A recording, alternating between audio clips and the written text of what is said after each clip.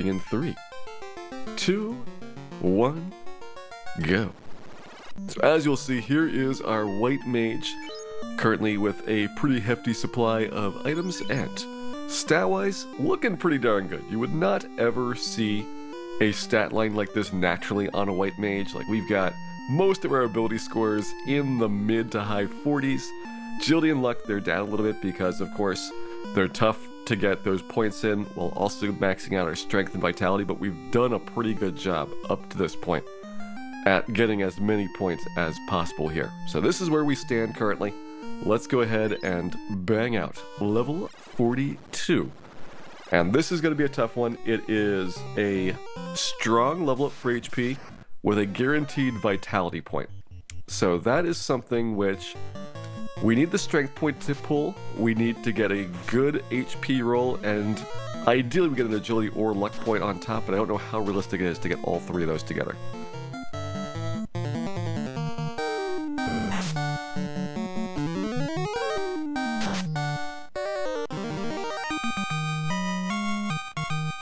Alright, first try is 675 strength, agility, vitality. How do I feel about 675? I'm gonna see if I can do better than that.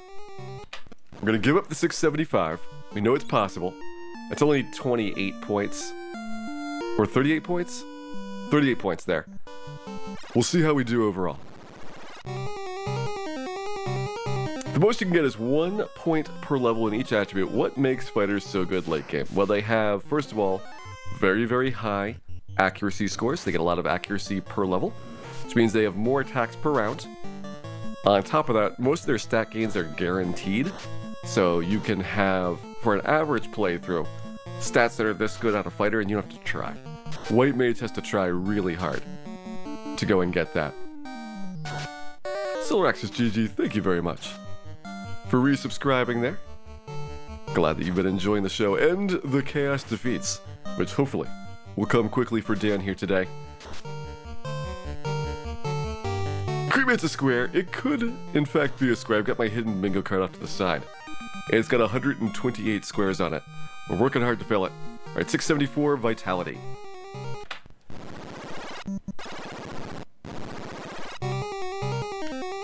I feel like our last strong level up, I ended up taking a bad roll, thinking that it was a good one, and so I want to at least experiment a little bit to see what our range is like. Even though that 675 strength, agility, vitality feels like it was pretty good. We don't know for sure.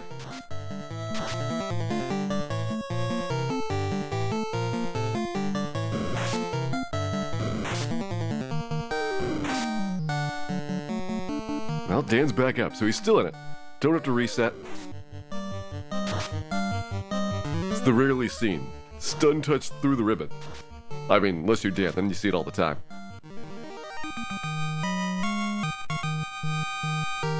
Okay, 673 agility, intelligence, vitality. So 673 is the lowest we've seen, 675 is the highest. And we know a strength, agility, vitality 675 is possible.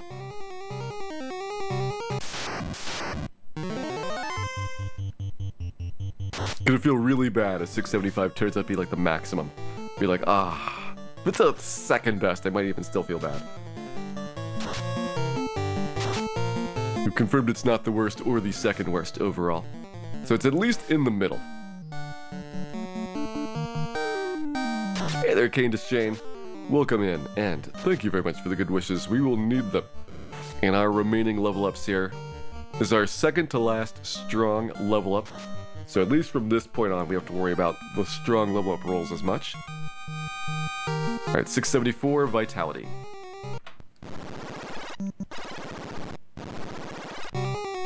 Three, 4, and 5, the ones we've seen so far. What'll happen to your airship you let Dan drive, I hope? You've got collision insurance, Wild Roger. That's all I can say. You will need a lot of insurance.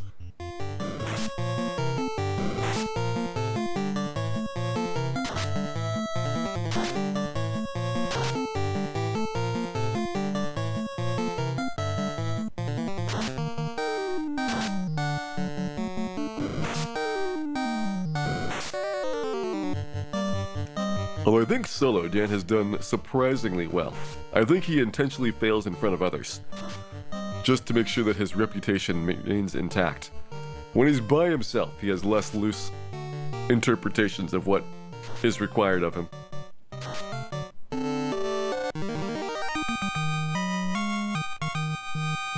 This one is 672 strength, intelligence, vitality, luck. Can definitely get better than that. Now I'm really feeling bad about passing up the 675. Worst case, it's -2 hit points from maximum. Our range so far 2, 3, 4, 5, and it's a 6-point range overall. Typically written as 0 to 5 for the bonus.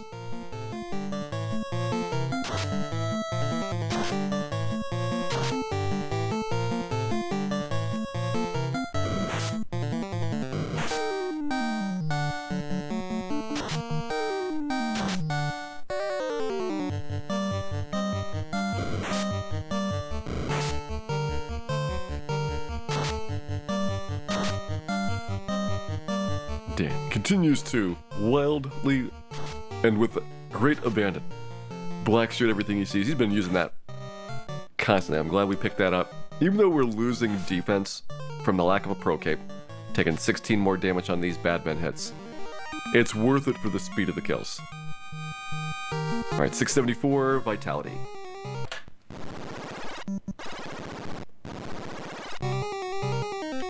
It's like black shirt's actually pretty tough to pull out because you do have to get past the bloody to get there. And bloody is best done with the black shirt, so you have a little bit of a quandary about how to handle that. As the bloody is lightning based, you really don't want to use the Thor hammer. And so Mage Staff is your best bet on the way up. If you get lucky, you can do a lot of just regular attacks. 50% chance of physicals versus 50% chance of using thunder means that you have an okayish opportunity at slipping by him with enough hit points. Something that Black Mage much more greatly struggled with, as Black Mage is like 200 hit points back from where we are right now. Hey there, Bosa Cup, welcome in. We just got ourselves a little bit closer.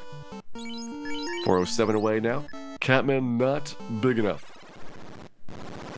for a pair of them to take our level up to 42 again. Oh, Sylvasti, thank you very much for gifting that sub there to Candace Shane. Kane, hope you enjoy those emotes, and Sylvasti, thank you very much for the support. It is much appreciated.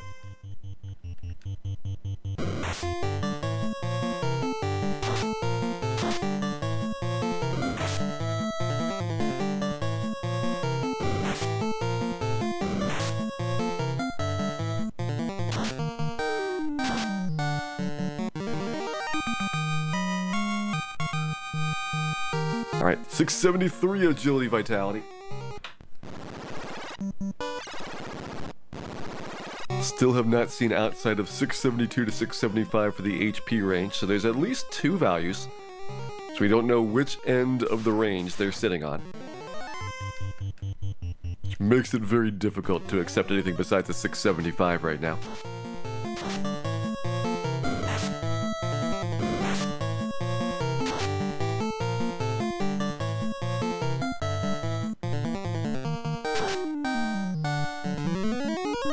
Not true, Candace Chain. New subscribers are now immediately eligible to have Agama Facts, so you can get one right now today. No waiting periods. 671 strength vitality. So now our range is 1 to 5, which means it's either 0 to 5 or 1 to 6.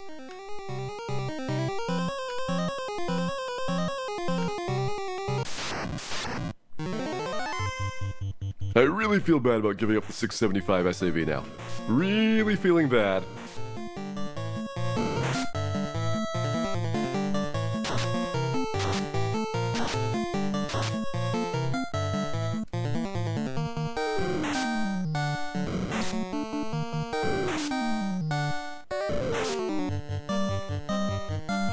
Alright, I'm getting in on this Agama fact things. What new and important information about Agamas has recently been discovered? Agama swallow officers to help them digest their food. I was wondering where all my chairs had gone. Now it explains it. 671 strength vitality.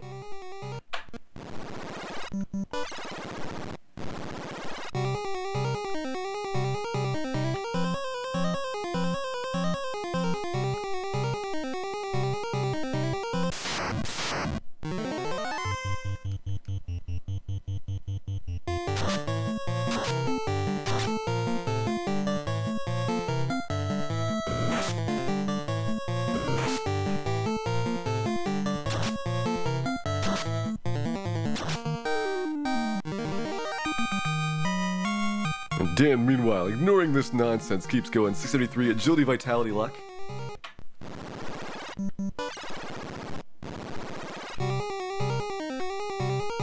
Definitely 675 strength, agility, vitality is now good enough to take. I wish we had grabbed it at the time. But we have learned. We have learned our lesson.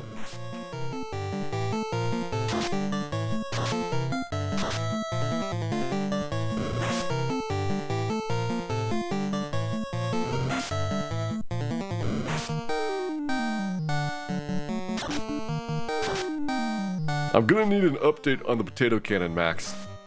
Can somebody check that Reddit post and find out if clerics are allowed to use potato cannons, and if so, as long as we have no metal components, can a druid use one as well?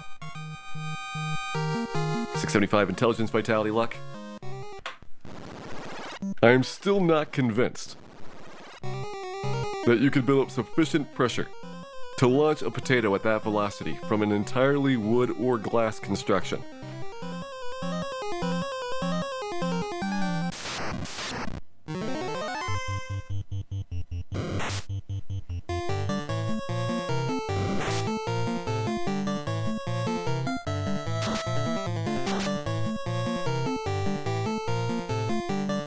Actually, can druids use glass?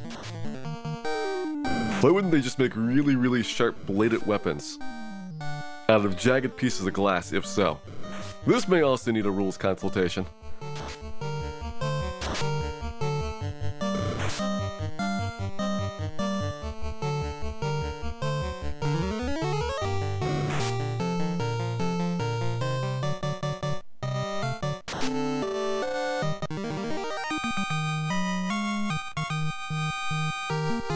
.73 strength, vitality.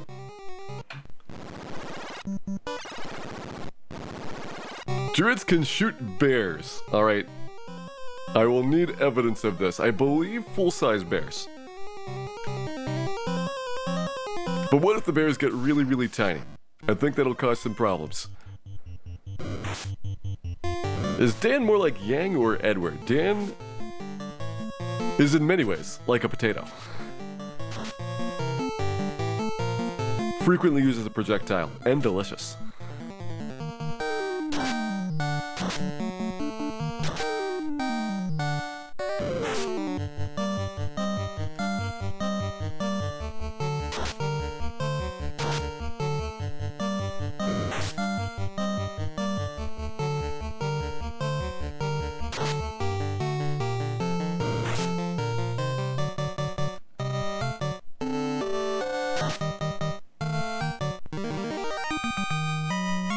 Hey there, TP Silverton. Are we doing team match tonight? Yes, that is the plan.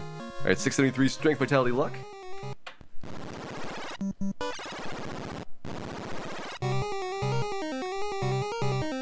Black Knight 39, welcome in.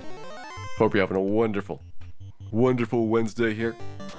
And hope you're ready for some silliness. And also, a whole lot of White Mage action.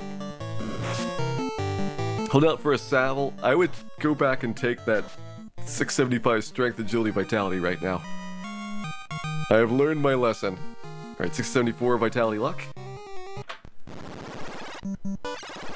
We need strength and a good HP roll. But now I know 675 SAV is possible. And we still don't know if it's 670 or 676 is the last one that we haven't seen yet. There's gotta be one more value here.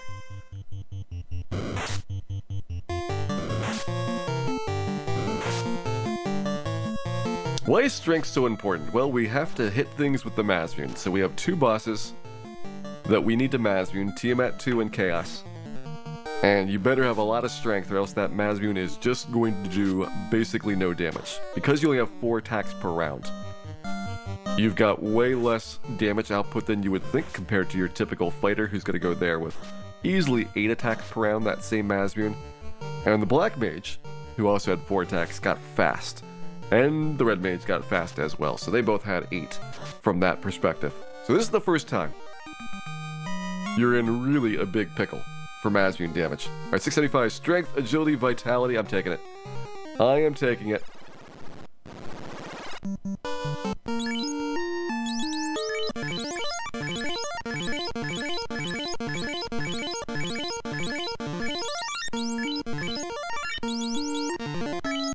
Level 42 is done.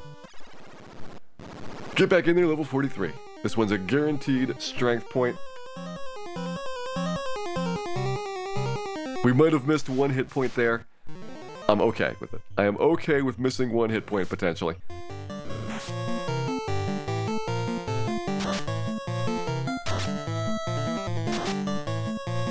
And Cluster, hope you're having a wonderful, wonderful Wednesday here.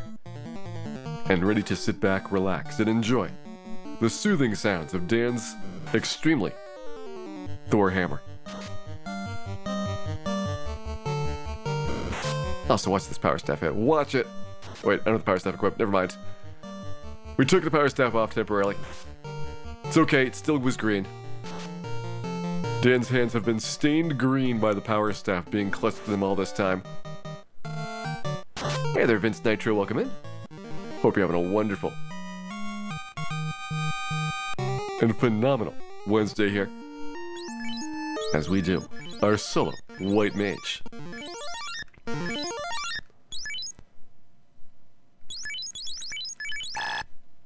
Not that one. That one. There we go.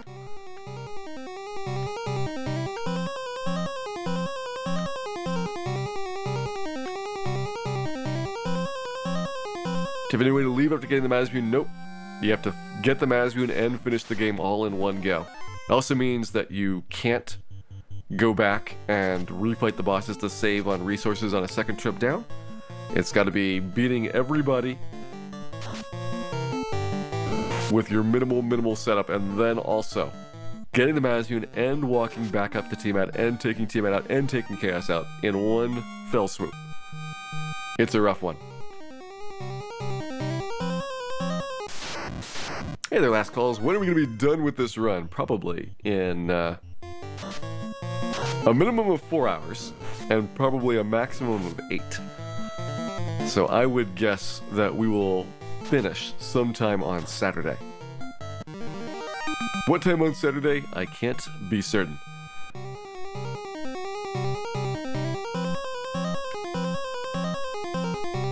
Meatpath, thank you very much for resubscribing there. Glad that you've been enjoying the show, and hope you enjoy many more such wacky adventures of Dan in the future to come. You can enjoy everybody else's wacky adventures too, but especially Dan's.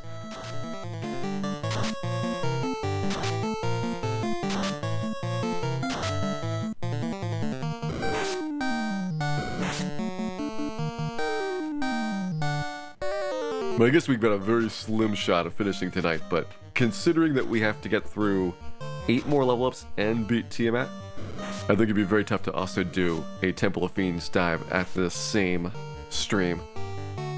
Just because Temple of Fiends, I'm guessing, is going to be like 45 minutes.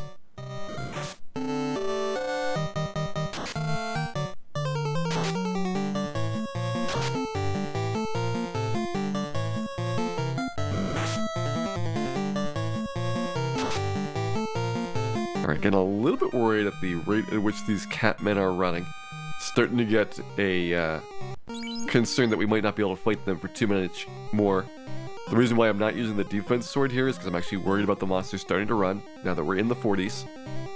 Many of the things we fight, guards and vampires and chimeras, they should be pretty good for a long time. I know that, for example, Cerebus was running at like level 35. So they're probably not going to stick around at all, ever. And there are some monsters where this is good for. Like when you get upstairs and you have to worry about sorcerers in Temple of Fiends, you actually want the monsters to be really, really terrified of you.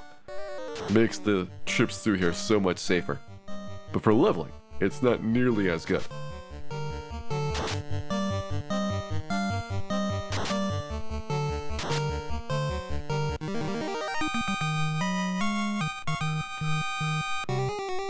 Alright, another 6,000 there. Let's see how far we have. We're gonna go to 50 before we fight T-Mat. I might do T-Mat at 45 or 46. Just to break up the leveling in half. In fact, 46 could be a good one, because 47 is another strong level up. Possibly the hardest level up remaining.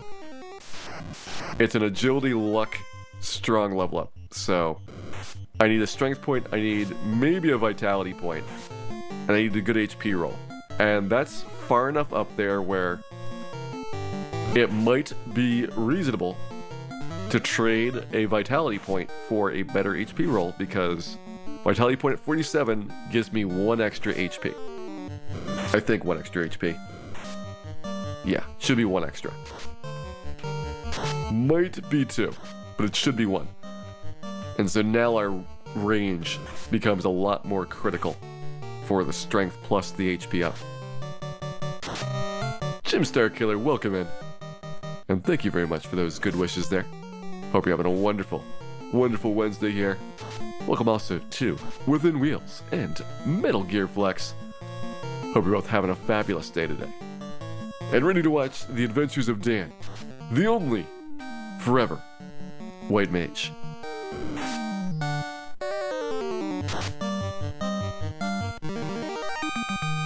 Alright, let's keep watching how far we got for our level up here. Don't want to go over 8,000. Alright, so we can take at least anything here. 6,000 and like 100 is about the maximum that you will see from any battle, which is the triple Chimera fight. This one.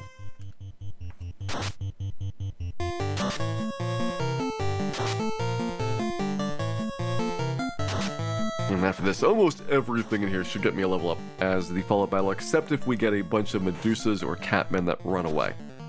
That could be like the only thing that pushes me below the threshold that we are looking for.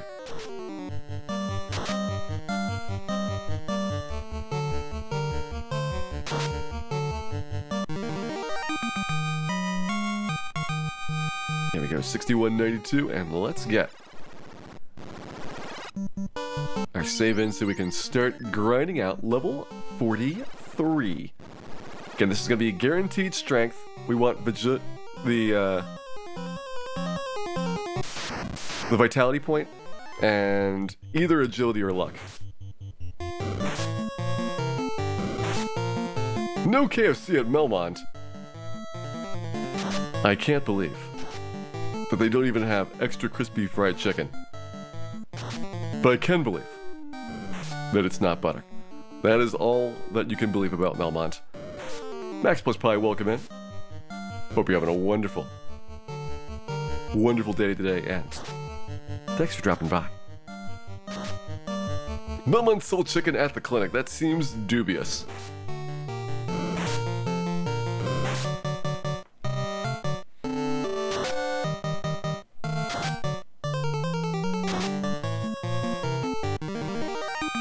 I think if you're getting fried chicken from the back of a hospital, you've got problems. Alright, 688 strength, vitality, and nothing else. Close. It was close, but not good enough. HP is going to be always the same. Our only level up remaining that has a strong or random component to the HP up is level 47. But I would like to have either an agility point or a luck point to go along with my vitality point there.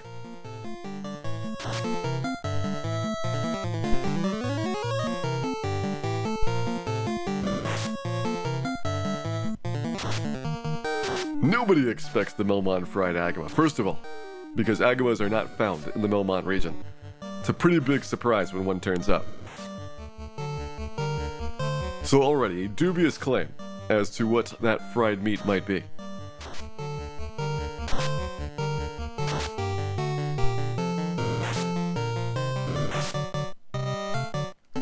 suspect it's the victims of Dr. Un's banana deals gone bad. It's how he gets rid of the witnesses.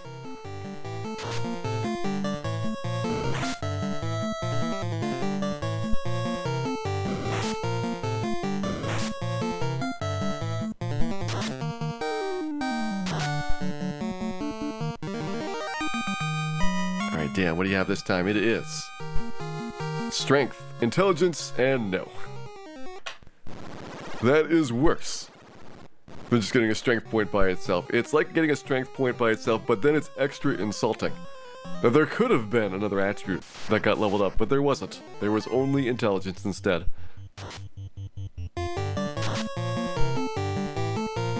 Hey there, Detrius Gaming. Hope you're having a wonderful Wednesday today, and hope you're going to watch Dan wrestle some chimeras.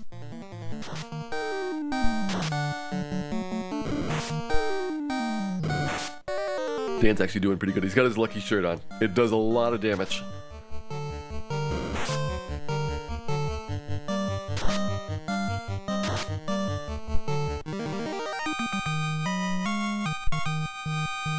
Alright, we have strength, vitality, and that's it. Thing is, we could take a strength vitality if there's a luck point there. I'd rather have strength, agility, vitality, but strength, vitality, luck would be acceptable.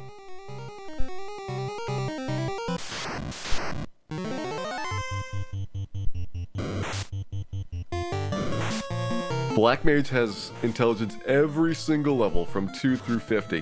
White Mage has it from 2 through 30, but then it just stops. So you save 20 stat points on the White Mage that get redirected to better purposes. I guess save's kind of a weird word, because you can have as many stat points as you want. The character classes are nowhere close to even in terms of their guaranteed stat points, so like Fighter and Black Belt are ridiculously better loaded than the mages are. Like, it's not even close what the total values are. I almost feel as if there was some slight balance issues that may have been not addressed in this game. Alright, strength, agility, intelligence, no! Why would you do that, Nasir? Why would you do that? Hey there, Peanock. Hope you're having a wonderful Wednesday here, and welcome in to our exciting show. Also, thank you to Melmon Dan for resubscribing here. Dan isn't the hero you asked for, but he is the hero that you all deserve. I can say that with confidence. Thank you very much, Melmon Dan. Hope you're having a wonderful day and ready to enjoy many more streams in the future to come.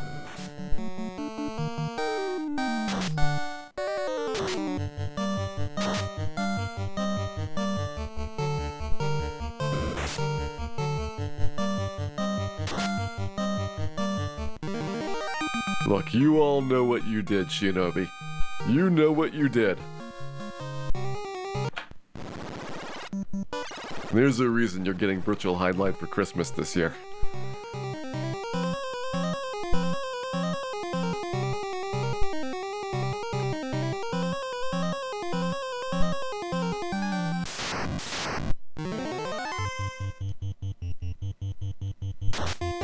Hey there, Woot Boy. Thank you very much for those good wishes. We will definitely need them in our hour of level ups, or our 2-hour level ups, as it may be. We got a bunch to get here tonight. And we will definitely need those good wishes in Temple of Fiends as well.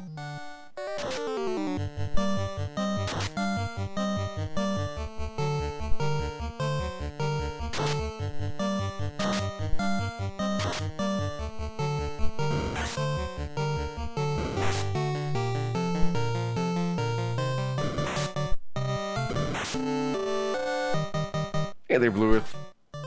Why so many Agamas? Well, first of all, they're adorable and one of nature's greatest resources, but also, when you're doing speedruns of this game, there is, at times, perhaps, a lot of Agamas that need to show up. Some would even say on the order of 20 minutes of Agamas or so. And so you get to watch Agama after Agama after Agama after Agama after Agama after Agama after Agama after Agama after Agama after Agama after Agama. Repeatedly. It's the greatest thing ever. Hey there, Thalfin. Hope you're doing wonderful today. We've got Dan, the White Mage, and some dead friends trying to get their level 43 squared away here, and Dan gets Strength, Vitality, and that's it. And that's it.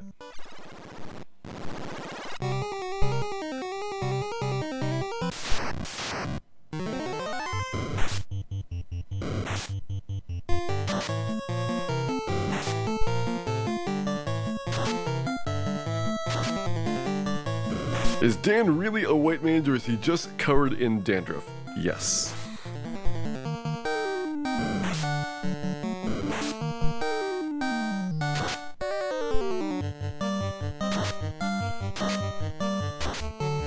Do Agamas wrestle well? That's certainly a question that we could put the Agama Research Society to check out and find if there is, conclusively, an answer.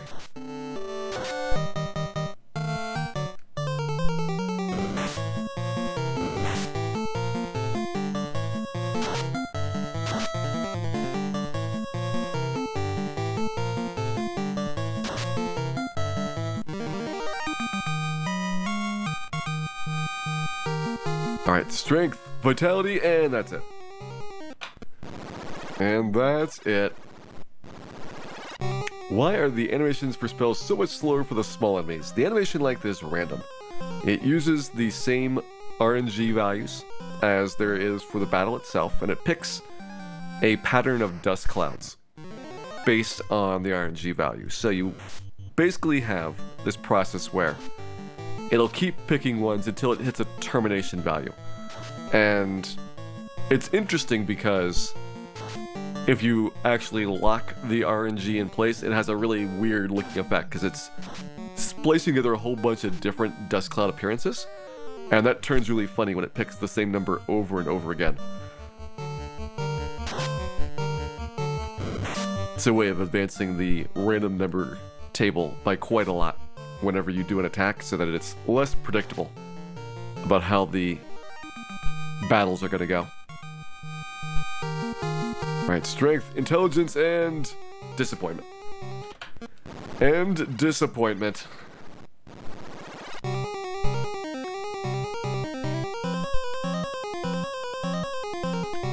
We do some practice runs of Virtual Highlight before the Christmas stream.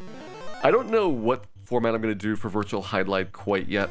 Whether it's going to be just one night of nothing but Virtual Highlight, or whether we'll do a couple of smaller doses of Virtual Highlight over the course of a couple days.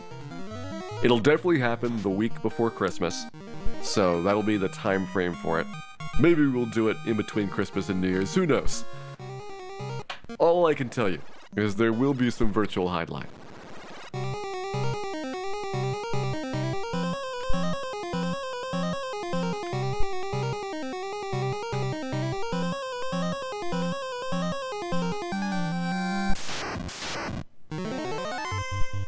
Also, I'm pretty sure the plan's going to be to do non-set seeds, so rather than doing Virtual Highlight speedruns per se, there'll still be speedruns, but it'll be of maps that I have no idea where anything is, which will add to the excitement and to my complete lack of awareness of my surroundings. Hey there, Blue Jin. Welcome in, and thank you very much for joining us here today. Dan is pleased by your arrival. Okay, 227 got super close there. Is there a Virtual Highlight randomizer? There is no Virtual Highlight non-randomizer. It's only randomized.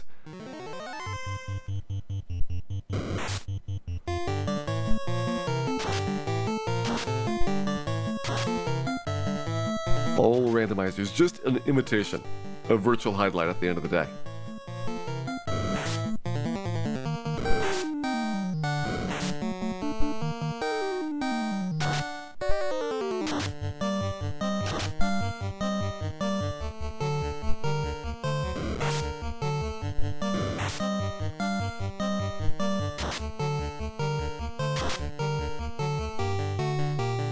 gonna feel so strange to see Jim again. It's been a while since Jim's last appearance. I know he's popular around here, but still. There'll be many people that are seeing Jim for the first time. And wondering, how does he get that armor so shiny, and yet simultaneously so pixelated?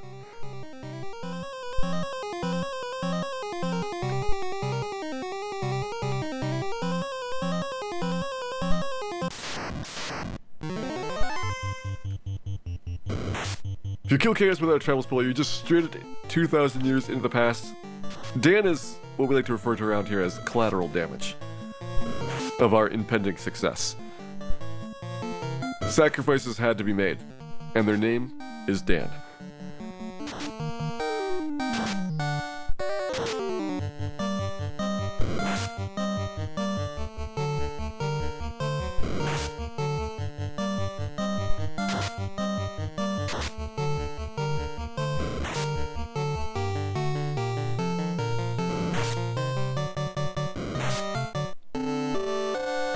Does all of Virtual Highlight take place in Melmont?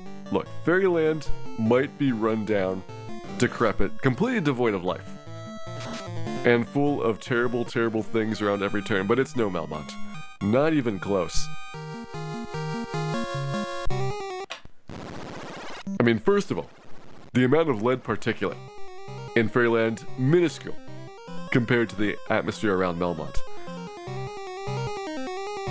It's like breathing in brake dust when you go there.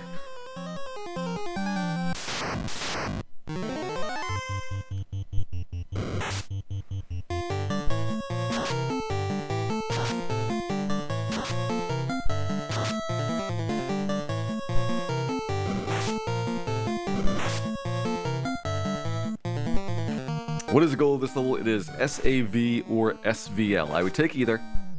Allegedly a 1 in 8 chance. In practice, slightly lower odds of getting the level up combinations that I'm looking for.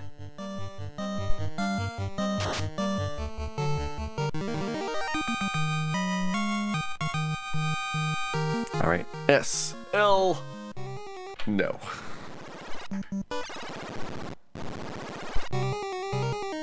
Yeah, I don't think it ever gets up to 10 frames per second. It might get up to 5, but that's only in the good spots.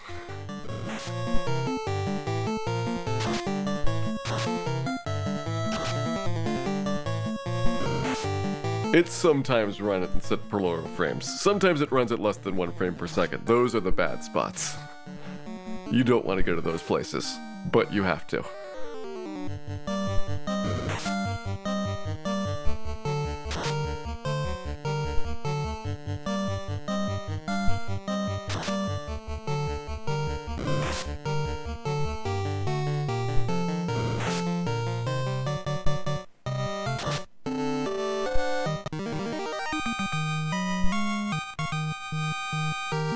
Alright, strength, vitality, and no luck point.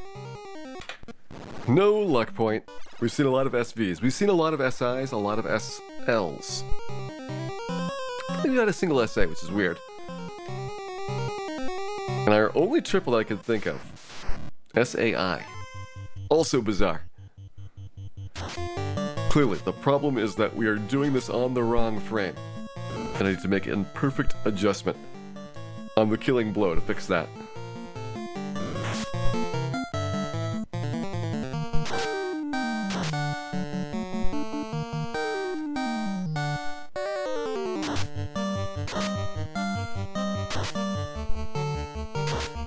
Here we go. Let's see if we take the chimeras out. Slight delays on these inputs that we will have, hopefully, some different parts of the RNG table for our level up.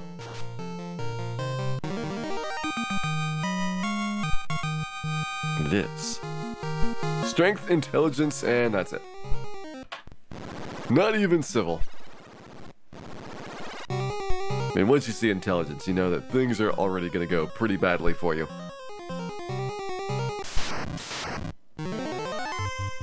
This is a frame thing or a Dan thing, a little bit of both. If we had anybody else here, these levels would go in less than half the time. Probably less than a quarter.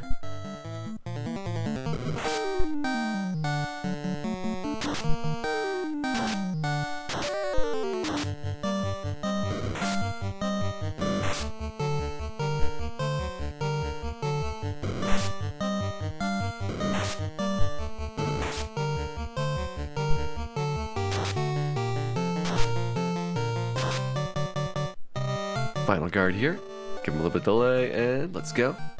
Anywhere up to 8.5 seconds of delay will give you different parts of the RNG table. At 8.5 seconds is where it wraps back around.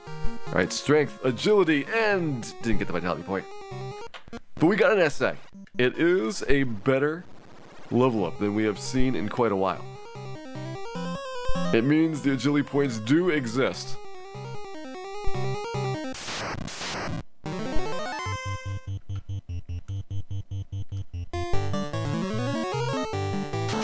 What level was Dan? Dan is currently level 42, trying to get level 43 here. Trying, definitely the operative word. Hey there, Michaela AP. Thank you very much for those good wishes. I will at least take an SAV. SAV would be good enough for me. S-A-I-L, no. Dan for getting the vitality point. And yes, the vitality point is worth less than it used to be, however, it's still worth 2 HP right there. Possibly 3, because we're slightly offset on where our level ups are. I think it might only be 2. I think it might only be 2, but I'm not giving up 2 HP right now. We've given up enough HP already that we're going to eke out every point that we can get here.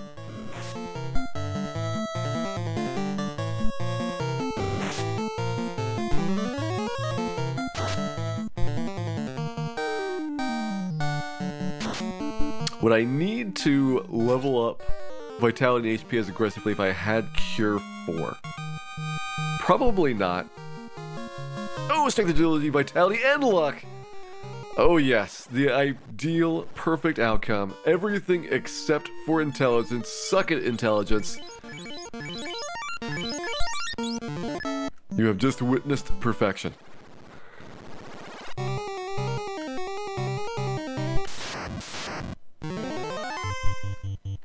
Absolute perfection. So max HP roll, it's the only HP roll. There is no more strong level ups until level 47, so you don't have to worry about the HP totals.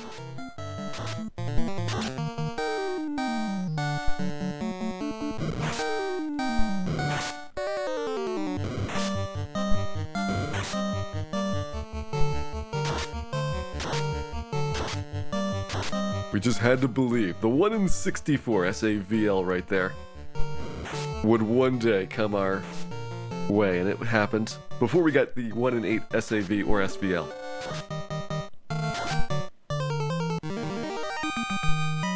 And so back at it, this time.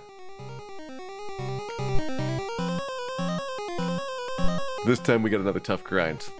It is agility and luck guaranteed, which means we need the vitality point and the strength point, a 1 in 16 now, to roll out. So we have a bit of a tough level. It's not the hardest left. It is tied for the second hardest left to go. But the good news is that we will have a VASL. Possibly a full Savile butt. Once again, we are hoping the intelligence point decides to take the night off.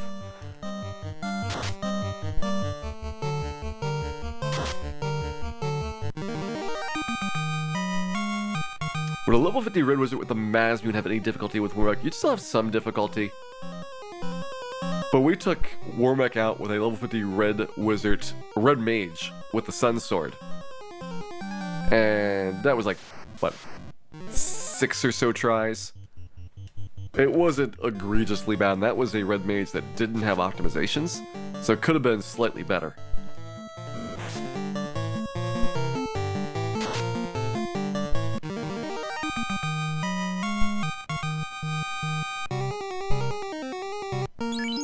Alright, 18k to go, that's fine.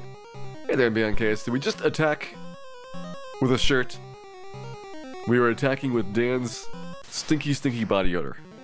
It repulses and decimates the monsters at the same time. It also does ice too, because it's cool and refreshing.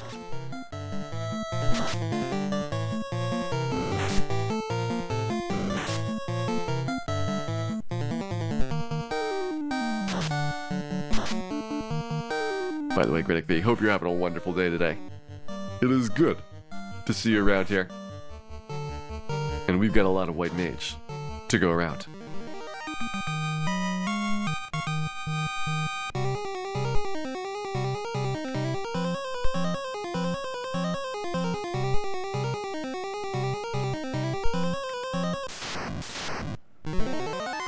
Yeah, I picked up the white shirt when I went to the Sky Castle. This is just what's left of it, after Dan has used it twice. Just a blackened husk, left over of that shirt.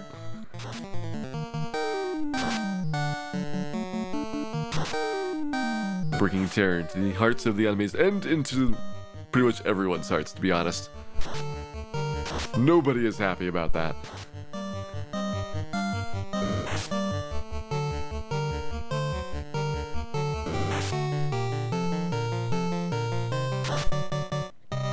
Higher encounter rate between the final dungeon of Breath of Fire 2, so going through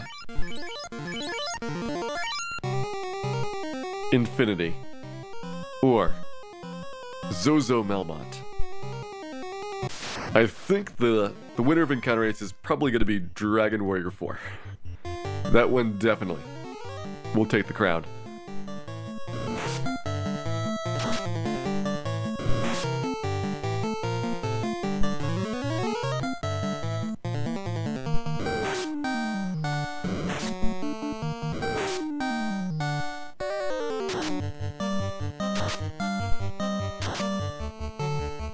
So nice being able to take these bad men out. They've been very, very bad. And this year, they are getting theirs.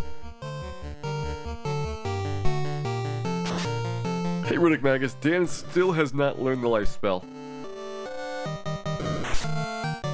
Something about being in Melmont is preventing him from acquiring that knowledge.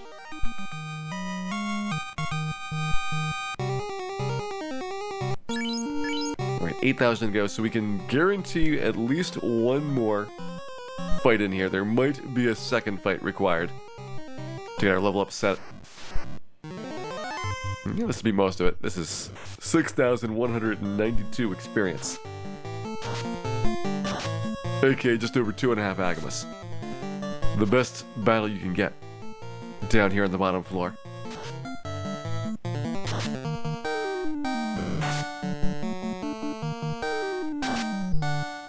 It is 0.08 of an Agama better than the 5 vampire or 5 guard fights.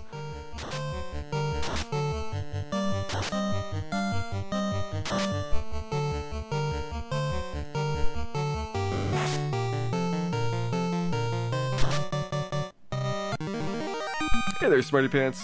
What have you missed so far? You've missed levels 42 and 43, but you've come just in time for level 34. Gonna heal up and get ready to start grinding it out. 2400, we might need to take another battle if we get a Medusa or Catman fight in here.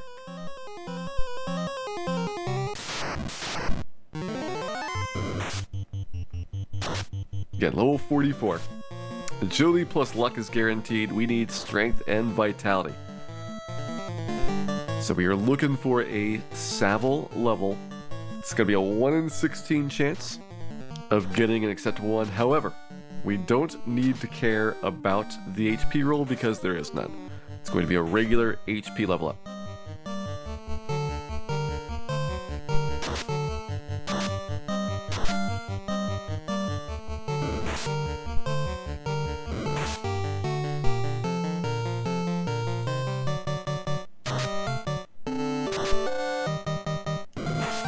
Could one feasibly grant a Temple of Fiends if there was a means to exit? Well, you could do the Chimera fights pretty easily in there.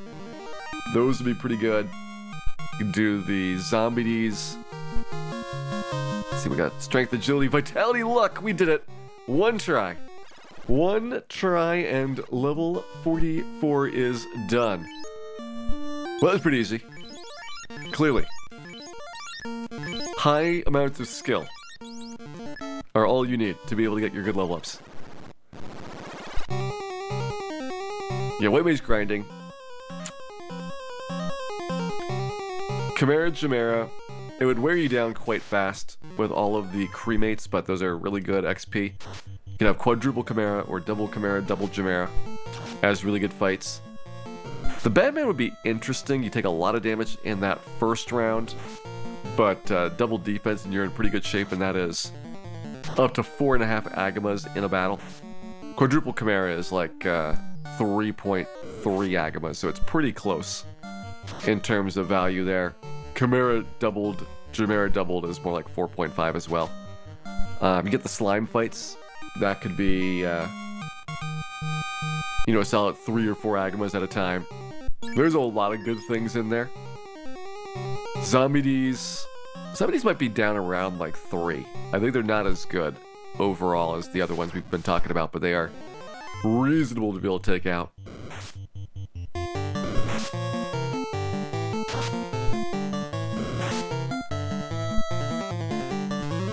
When does the XP level off? It leveled off around level 30 or so. I think it might be closer to level 28, but that's where it hits 32,000 or so experience points per level, and it doesn't really move very much. It goes up and down very slightly. There's no pattern to it. It's just wacky. Like, there is literally, like, no round numbers. There's no rhyme or reason for why certain values are there. It's just like, this is what the table is.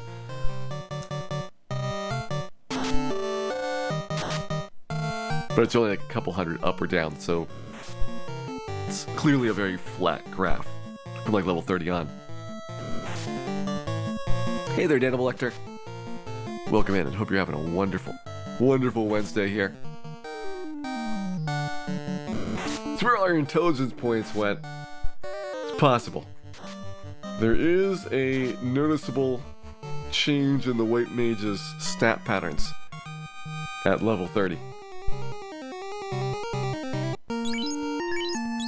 Alright, so 24k to go. Let's keep dropping some heals down. Good enough for right now. All 27s. Not gonna have too many more of those. Maybe we'll have like 4. Might have 4 of those. Alright, that could be a bunch.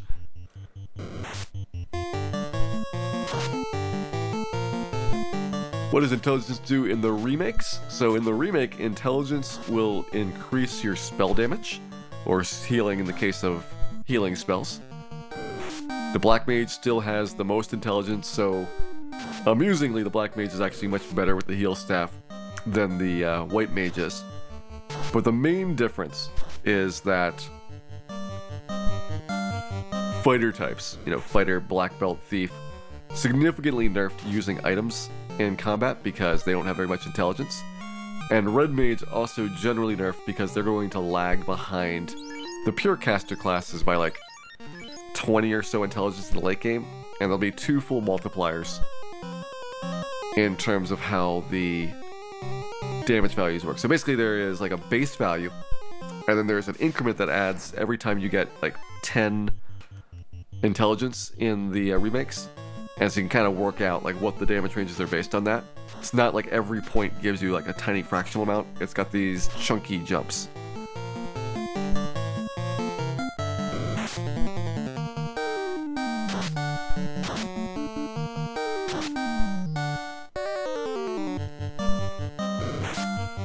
$200 lightning bolts. Yeah, that one was a silly challenge. I'm trying to remember the worst of the ones. I think the worst one is just Blitzball. Who would want to do that? But some of the bad ones, you got the lightning bolts, you got the butterflies, you've got the wobbly chocobo.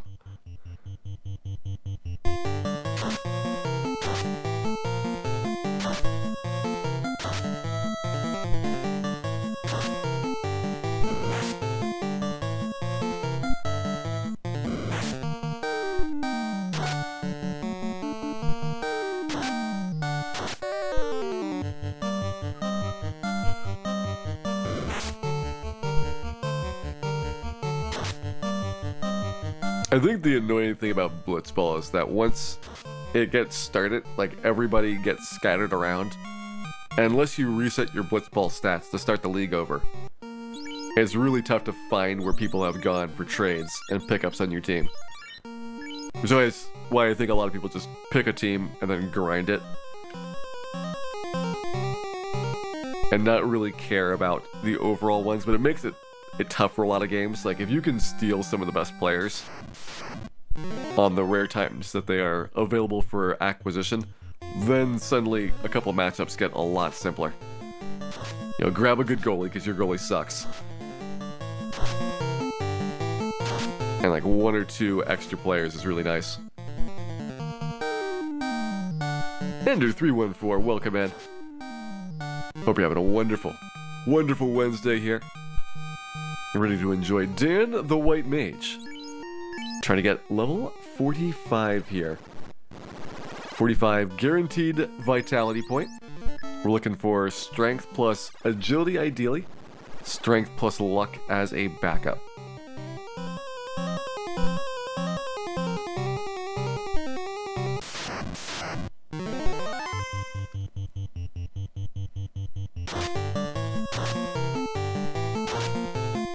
Why trade and not just use the original RX? Because clearly there are players that are much better than others. Both from a stat perspective, but also from a skill perspective. So you have to find out which players have hidden skills, and then go acquire them early before they get locked on the teams. It's really annoying dealing with it, which is why you should never play Blitzball. Just never ever play it.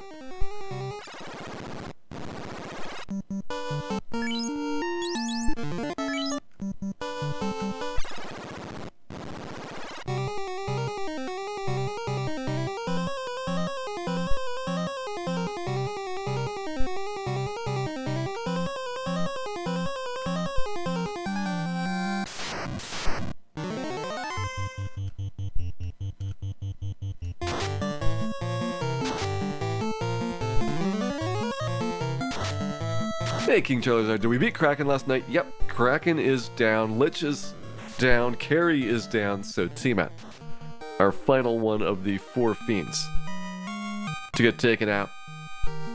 And this is going to be strength, agility, intelligence, vitality. I would say that's good enough. We got SAV. Sadly, an intelligence point went along for the ride, but you can't always prevent that from happening. I'll try to do better next time. Level 45 is done. 46 now. And we just got 2 super fast level ups, so that probably isn't going to continue.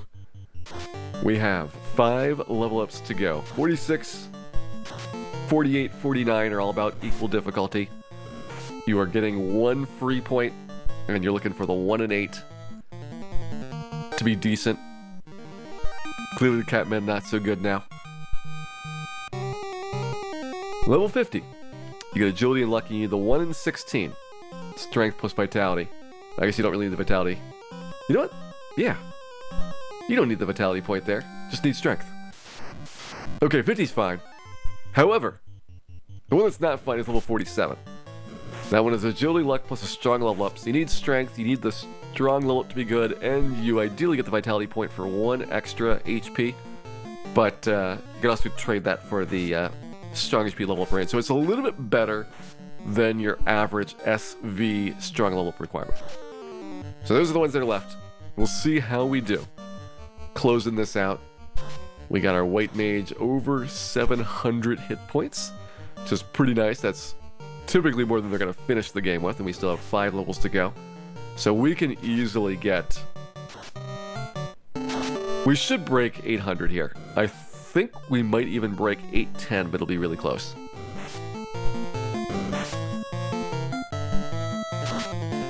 Hey there, King Booty. Hope you're having a wonderful Wednesday here. They're supposed to release Blitzball in Final Fantasy XIV about a year and a half ago. You've been lucky, T-Bow. You've been lucky that they have fallen away from that threat. Last question of what level are we going to grind to in this area? Level 50. That is the maximum level in this game. We could get more levels, I would. Level 60 would be about where the White Mage starts getting easier to finish the game off. Because level 60, I think you would have, first of all, no problems getting 999 hit points. So that would be your first big one. Second, I believe, but I'm not certain that you would get a 5th attack with the Mazmune. But sadly, 50 is the maximum, so we are stuck with what we have, which means around 800 to 810 hit points. We're going to have 4 attacks with the Mazdoon, 2 attacks with everything else. And just hope and pray that it will be sufficient to take Chaos down.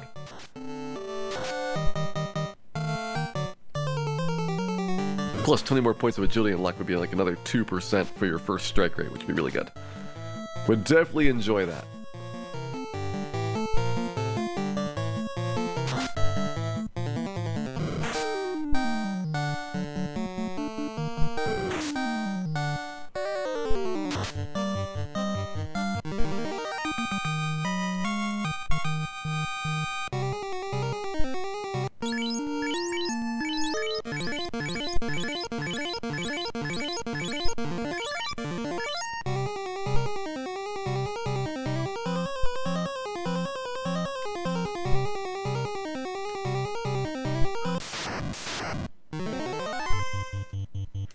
Good defense sword anyway. For the first strike, it probably would be acceptable to just black shirt right off the front.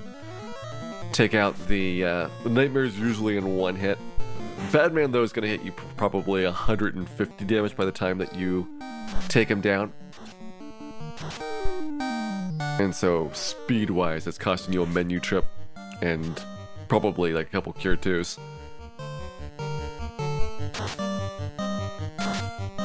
Hey there, why am I here? Hope you're having a wonderful Wednesday here. As we continue on with our solo White Mage challenge. Currently working on getting a level 46 out of 50 for this White Mage. Okay, enter 20k for the level up. So a couple of pretty good battles here should put us into striking range. I did mention pretty good. This is less than an Agama. This is only 0.8 of an Agama. Feels kind of bad. Maybe like 0.81 out of an Agama. Really depends on how generous you want to feel. And giving Chimera extra credit.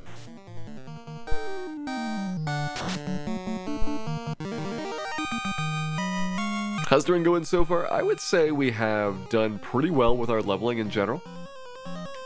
I did miss some vitality and some hit points, but we haven't missed any strength yet. We've gotten a decent amount of agility and luck.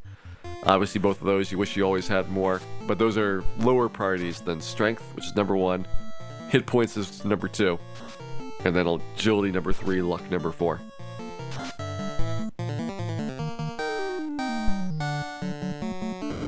Yang, Rosa, Edge, Sid, and Cecil needs more Iridias, Wild Roger.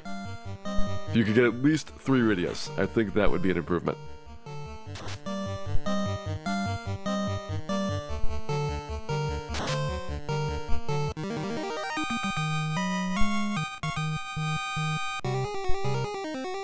No one needs Iridia. Look at Zorak trying to get all the Iridias by tricking others into thinking that she's not wanted. Clever Zorak, but it's not going to work.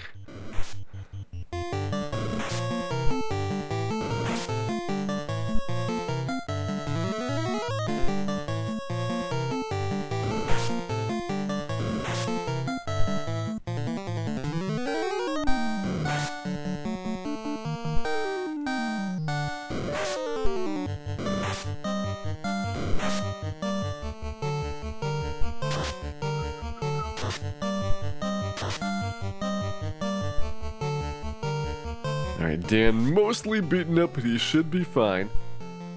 Kinda fine. He'll be possibly alright.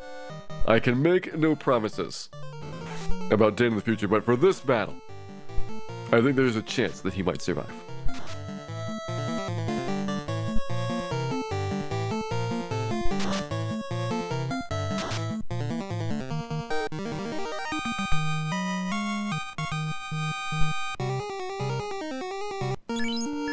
Alright, 11k to go.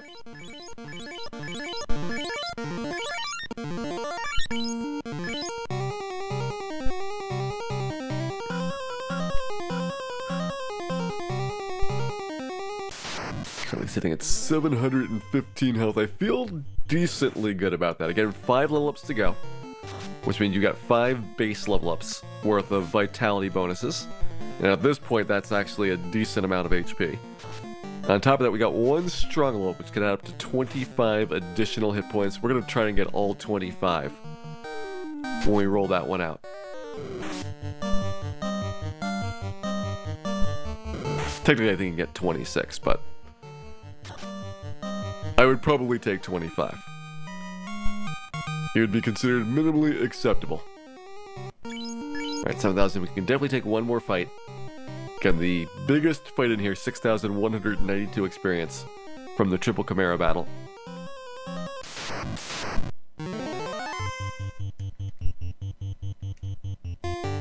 These things only 6,000.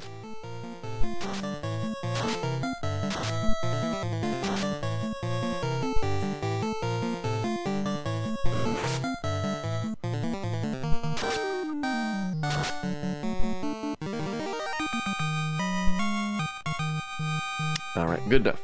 So we are now a little bit more than 4/10 of an Agama away from our level up here, which will be coming up for level 46. Guaranteed strength point.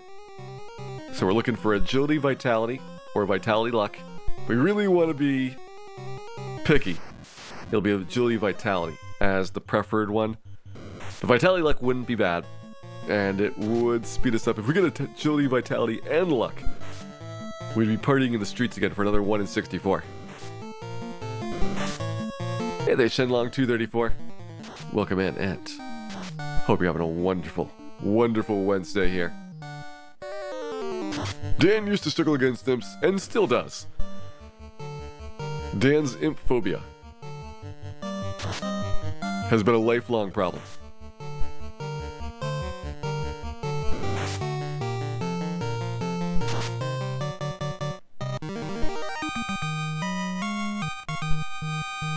This one is strength, vitality, and that's it. It was a good try. I mean, certainly a very nice looking start. A 50-50 away from being acceptable. But it had an agility point or a luck point on top of it. We would have taken it. Put an intelligence point on top of it, we would have mocked it. But agility and luck, those we would have been happy about.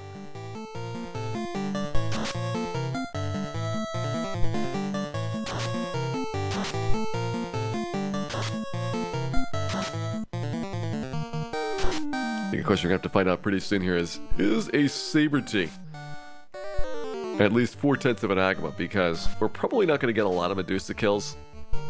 Medusas and Catmen both are running pretty regularly at our current level, and it'll only continue to get worse from here. Alright, this one is strength, vitality, and nothing again. I mean, I am happy about the vitality point. Don't get me wrong. I would rather have the vitality point than not. It's just the sheer lack of other points that is holding Dan back right now. It's only everything else that is deficient about him.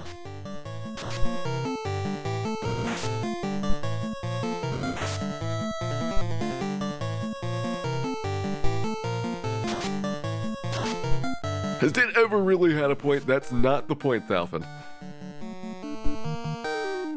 Agility is the point. Gotta remember that.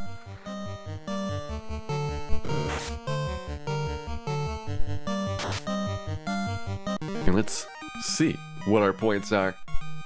So we're gonna try again for 46 in strength, luck, and that's it.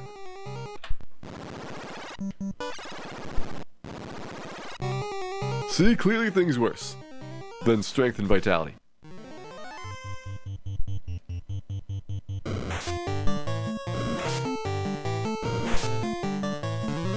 Dan has had fragility, which is a type of agility.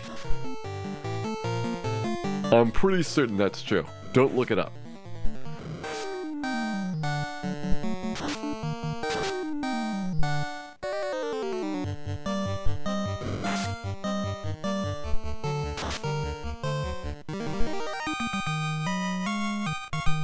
This time we have strength, and that's it.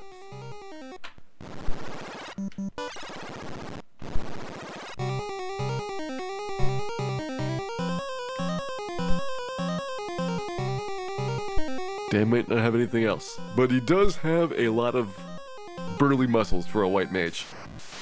It's extremely strange with some of the character builds that you end up with. A White Mage with like 60 strength is quite a sight. Is it 60 or 55? It might be 55 strength. Because I'm pretty sure you don't start with 1 strength like you do with the Black Mage. Let me see what our starting stats are. Yeah, 5 strengths, we'll end up with 54?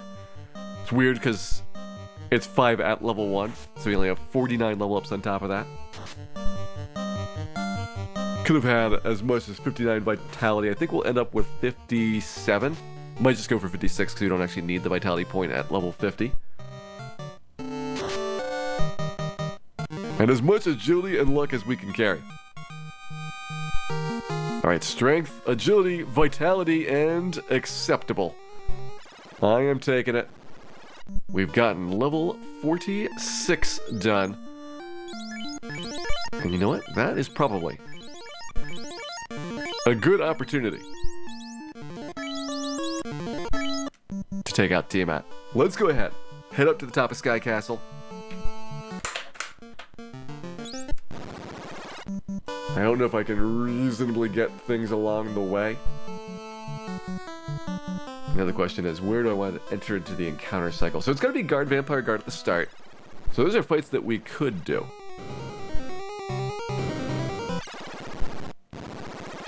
When does Vitality stop mattering? I believe it's going to stop mattering for us at level 49.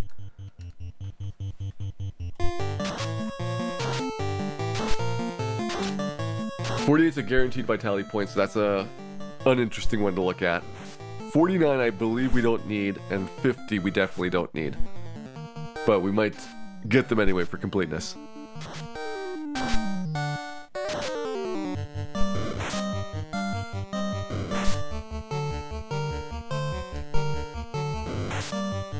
Look, I can't help myself. 2.5 Agamas worth of guard and a first strike on top of it. There's no way I'm saying no to that. No way I'm saying no.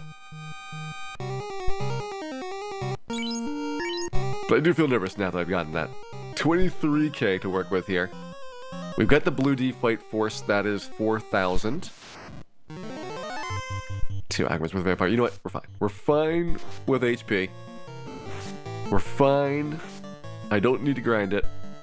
We'll have plenty of opportunities to get encounters later.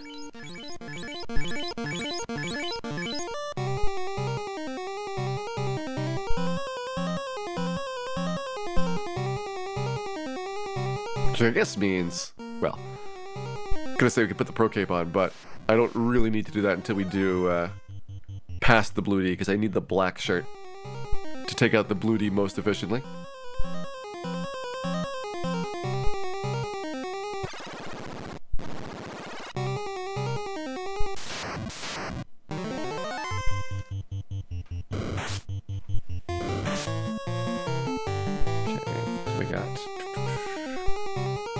Through Wyvern Wyvern, or Wyvern Worm. Just making sure I keep track of where we are in the encounter cycle.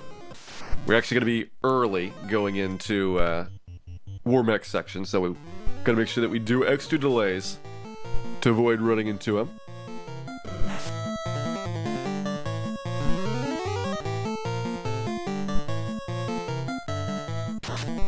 And Nightlet, thank you very much for adopting that Agama.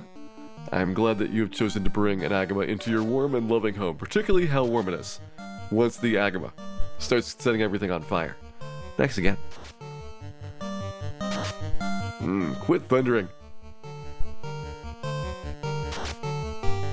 We want the Blue D to physically attack now we've got our defense swords up. He's played me well. This is as bad as a Blue D can get in this battle, and I think the White Mage is still fine. I think we're still okay. Yep, every single possible thunder. We lost all 8 coin flips at the end of the day. That takes some skill. It takes some dedication to failure. To fail 8 times in a row on coin flip guesses. Are we climbing the tower? Yep. We're going up to the top here.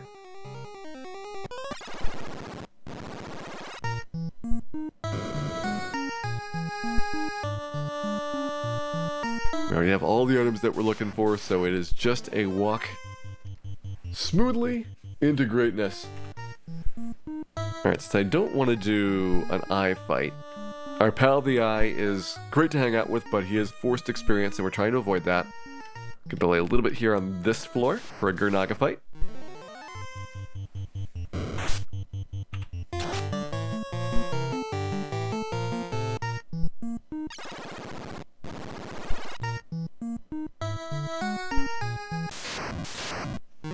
Get our rock galls. Could easily have gotten a level or two if we had taken the battles along the way, but it's not the point. The point is to get perfect level ups. And Tiamat, merely a distraction. Actually, I want to stay down here for a little bit.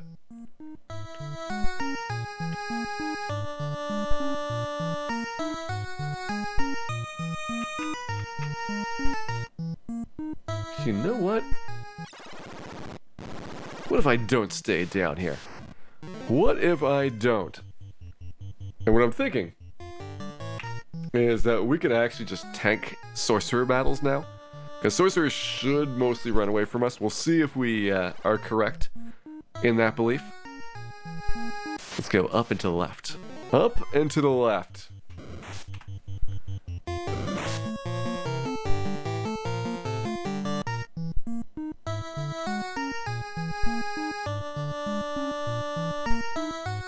This certainly simplifies the war mech issue. When you can do this. Okay. One sorcerer stuck around. It's fine. Be even better at level 50 once we have a little bit of relief from those sorcerers. They're not 100% chance they're at level 50, but it's close.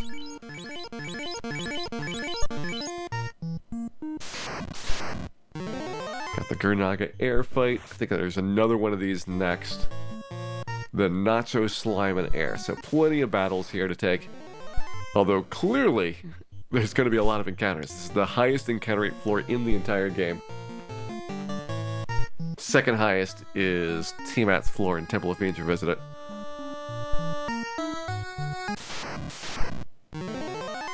There's a beautiful, wonderful 3 Agamas worth of slime. And we're saying no to it. Because we have a mission here. A mission to defeat a dragon god. Also the Lightning Orb.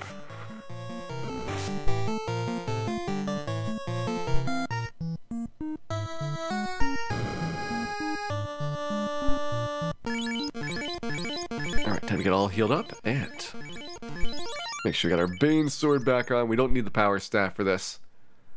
Defense and Bane are going to be our best options over the battle. I think I will do Pro Cape. I don't need the black shirt. And let's go into the Tiamat fight here. Defense.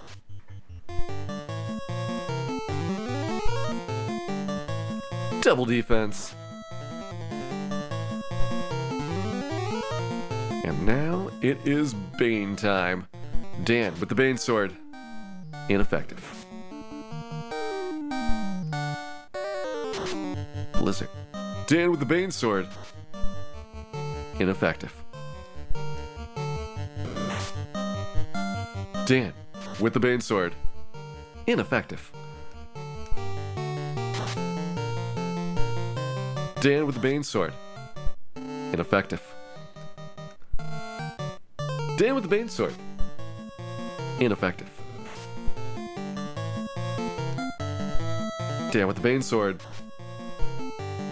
First try. First try! On average, Ender 314, it takes 1 Banes to defeat Tiamat there, and we have done it. Tiamat is down.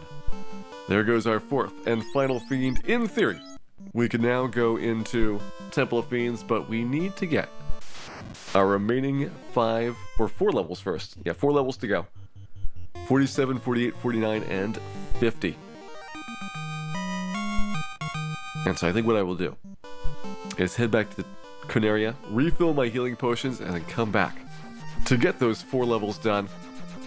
And possibly even get 1 crack at Temple of Fiends tonight.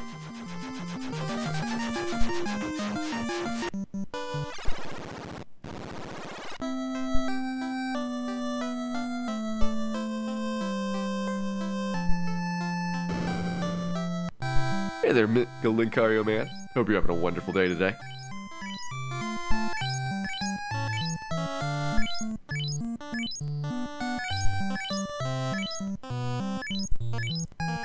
No fades. We have a White Mage. Can't get it. No Cure 4. Can't get that as well. Can't equip the Thor Hammer. All three of those things would be really nice improvements. The biggest of the three would be Cure 4s. I think that would more or less trivialize Chaos and possibly Warmech as well. Second biggest would be Fades.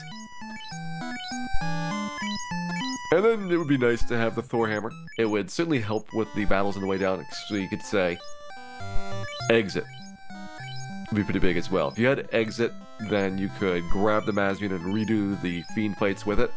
So probably actually more influential than the Thor Hammer at the end of the day.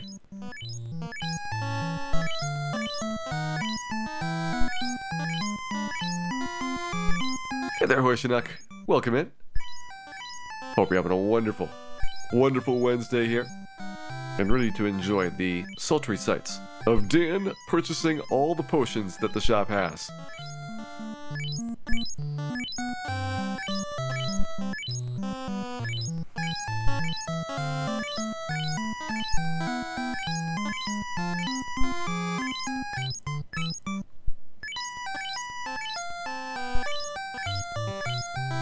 Can you hold the A button down? Nope.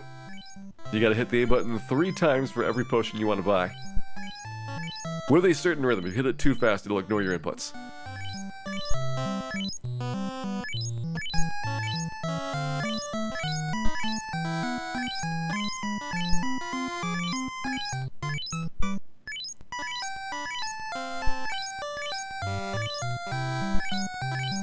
Also, it's not actually a rhythm because, well, I guess it's a rhythm still.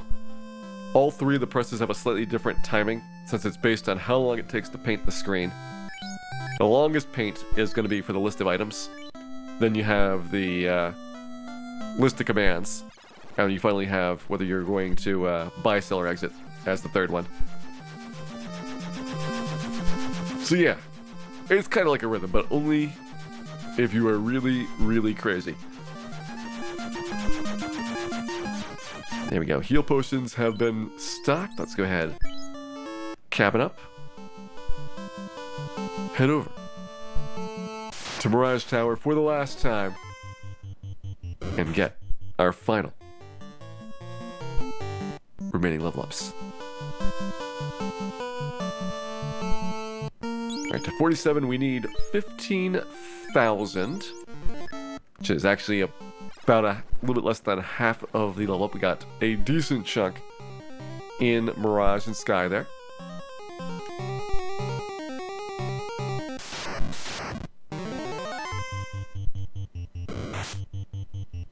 Probably should put the black shirt back on. As good as the Pro Cape is, it seriously reduces our damage output. As you'll see, having Dan do this is not particularly effective for taking the monsters down. Yep, a whopping 0 damage. So I got to Thor Hammer this one and then black shirt once I put that back on. No Agama grind, that's correct, because of the need to get perfect level ups. The black belt could Agama grind because it didn't matter what your stats were, they were going to be good. The black belt will get good stats no matter what you do. The white mage needs a lot of help.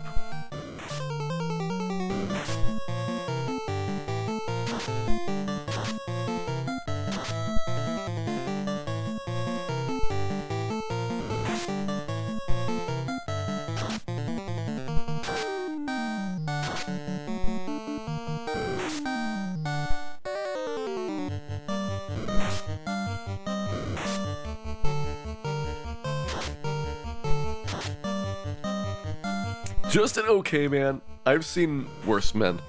I have seen worse men, Team Monarch. Believe me, they're out there.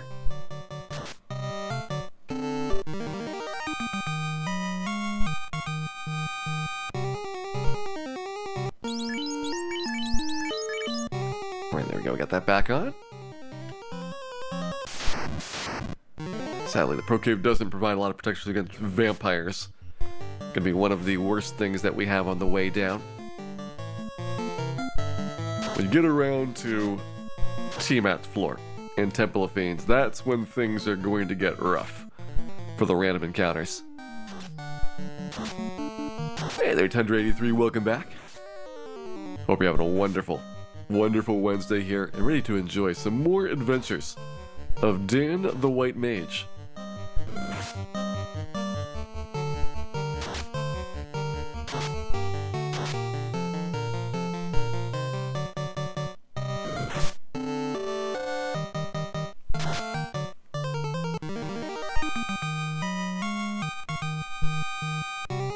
Do I save prior to each level up? Yep.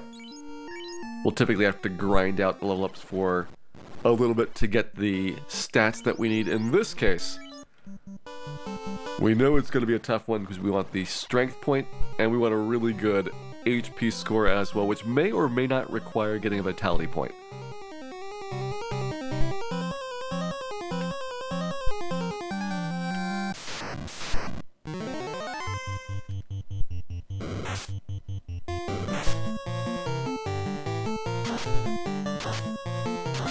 What do you call some of the Temple of Fiends floors? The Earth floor, the Fire floor, and so on, because those are where each of the floors is themed after. There's a Lich floor, a Carry floor, a Kraken floor, and a Tiamat floor, and they have the monsters basically themed from their respective domains. They don't always use monsters from their dungeons directly. For example, Lich has Gerbedusas, even though those are from the Sky Castle, but they are very top tier Earth-based monster.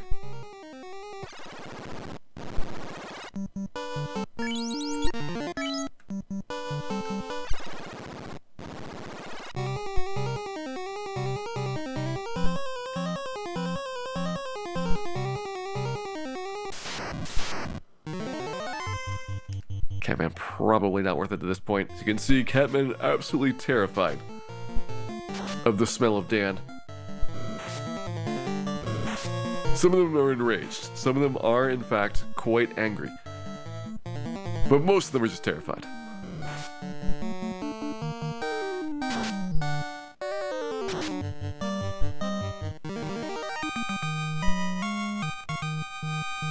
Alright, here we go. First try. 767 strength, agility, luck. Can't take it. Not good enough. I think 768 might be the maximum. I mean, 767 is not bad. But we need to confirm. If it turns out 767 is the max, then I'll feel really bad. Because at most you'd be able to get one extra point from the vitality. It's probably not worth eking out 1 point for the Savile.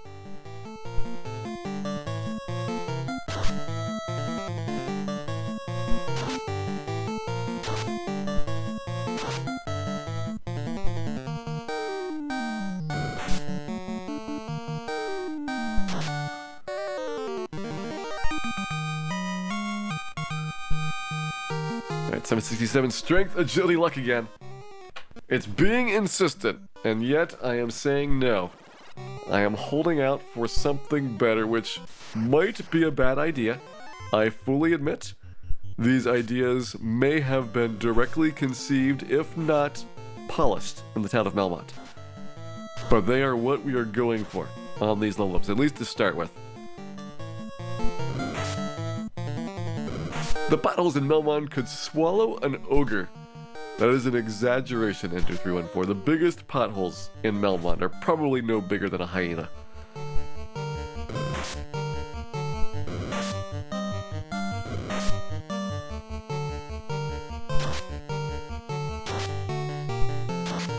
That's a nice Wild Roger. Glad you've been enjoying Free Enterprise there. It's a highly recommended way to play Final Fantasy IV.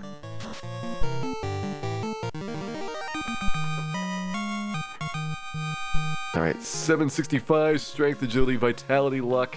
That's equivalent to 766. Which means it is worse than the 767 strength, agility, luck overall.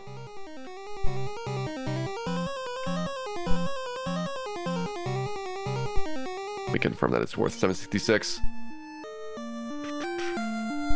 Yes. The vitality point here does get you 1 extra hit point.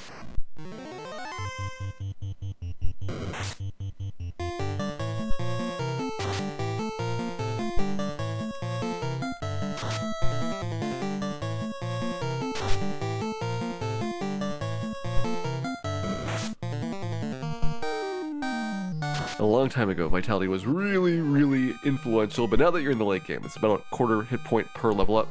The values have gone down. Alright, 766 AVL.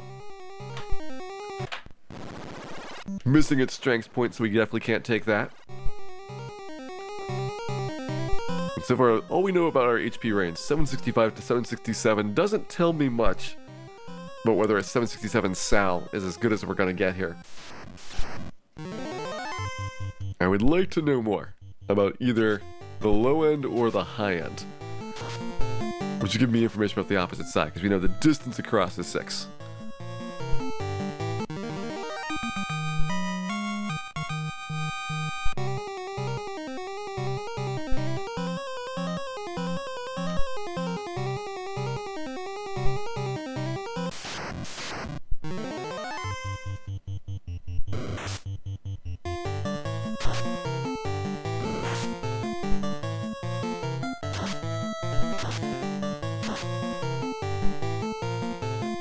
Alright, well, Roger, have a good night. Let's see what Dan can do here with this black shirt and this very, very okayish man.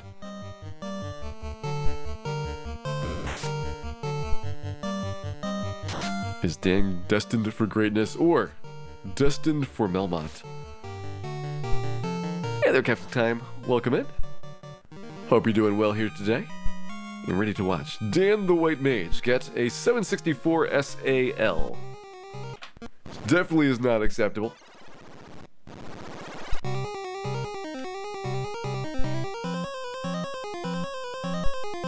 We can 100% do better than that side of it. But still, we're getting in the middle of the HP range. No definitive endpoints yet. I want to know if a 768 is possible or not. 764 would possibly lead to a 769, but I'm fairly certain that can't happen.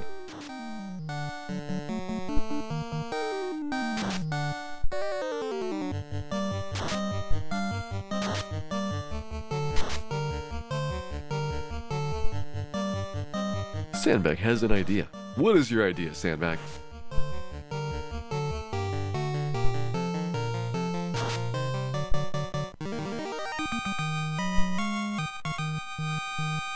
At 767, agility, luck, nope.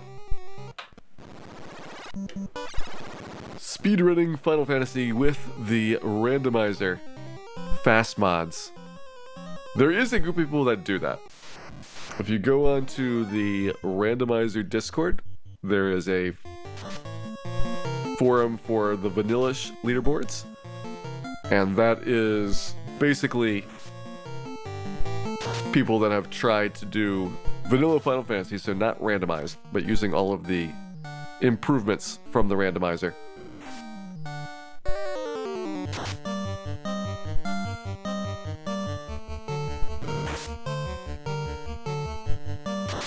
And it is quite a bit faster.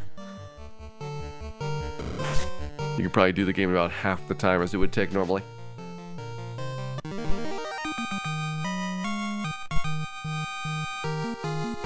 $768 is possible. Strength, agility, intelligence, and luck. Is there a 768 SAVL? Or do we get up the 1 hit point and say that's good enough?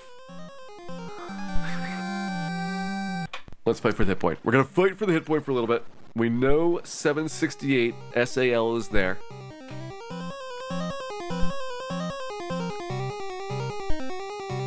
I do not want to quit too soon, but I think 768 is the highest roll that you can get. So really, the only thing we could add to that is the vitality point.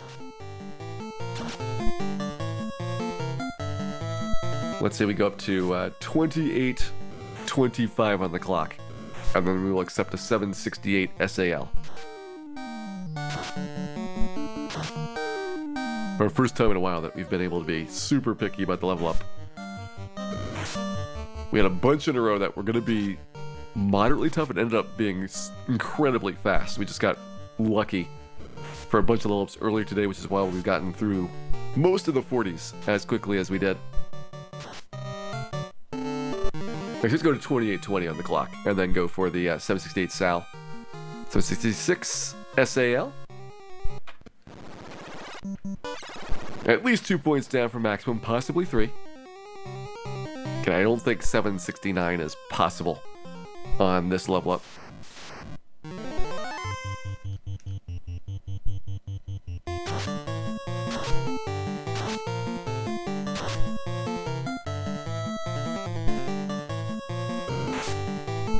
Ooh, if we get a 768, I think we end up with 810 hit points. So we do get out of the bare 800s. Just by a thread, though. But I think an 810 is possible.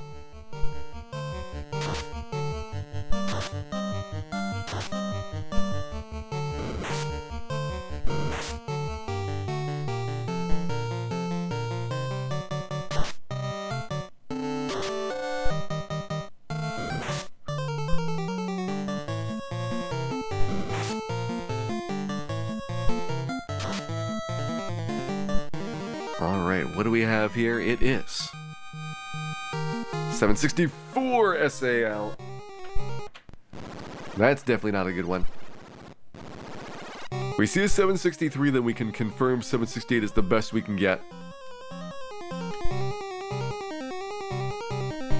Well, 768 vitality could be on the table, but 768 no vitality would be within 1 point of maximum if we can confirm 763 is possible. We still have not seen the low end or the high end of the range. One of the two is missing.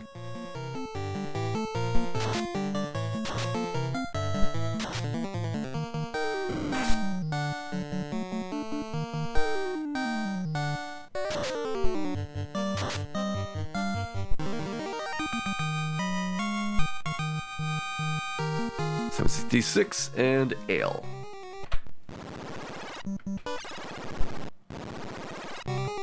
This is going to be another one where I really hope we didn't pass up exactly the one that we needed. But a chance there's something better. So it's not like we've hit the absolute pinnacle of the level up yet. There could be, but not definitely, a better level up on the table.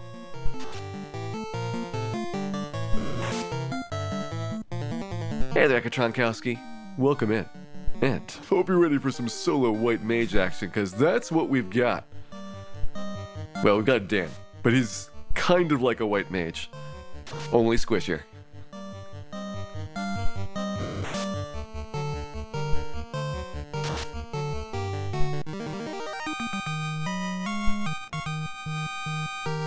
$766 SAVL. That one's pretty close. It's the equivalent of a 767 Sal. But at least 1 point better could be had.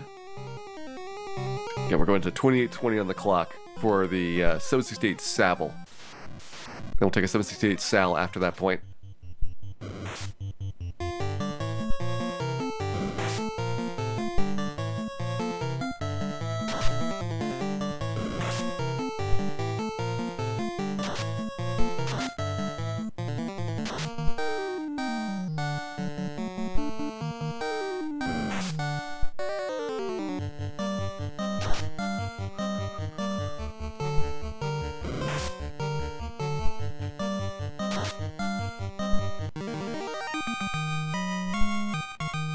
Let's try it. 766 SAVL. Another virtual 767. Thank you very much,Ekatronkowski.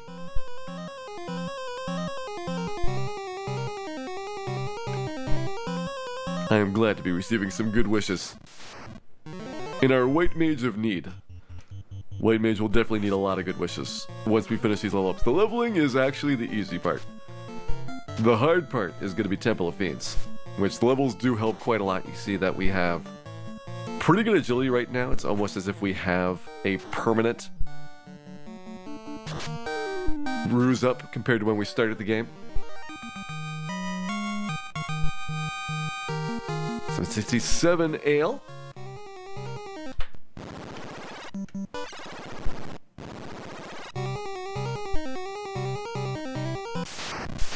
Why is Riddick Magus at the bottom? Well, Riddick Magus was at the top.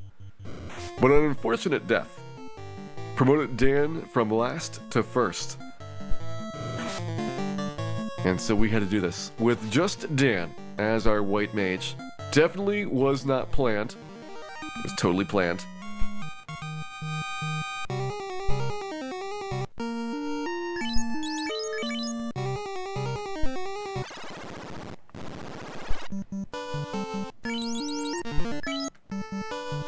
Save it on this square so I can get one fewer steps every time I want to do a level up track. Gonna want to save on top of the shadow instead of on top of the tower itself. That is true. Riddick Magus did have the honor of spending the least amount of time in this party. Even if it was only by a little bit, I'm sure it was a vast relief over the thought of spending the next 28 and a half hours, possibly more, together with Dan.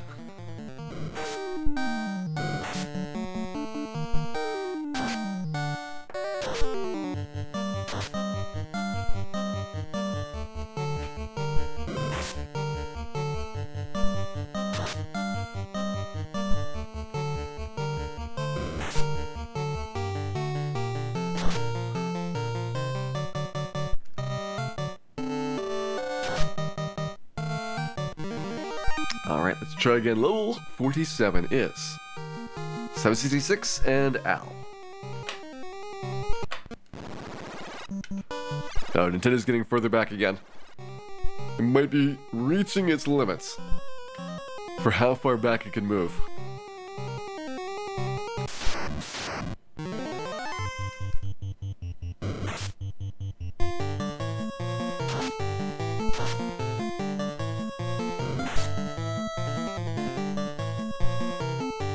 That's how you know when you've been doing a lot of resets for level up track. The further back it's gotten, clearly, the level has not gone well.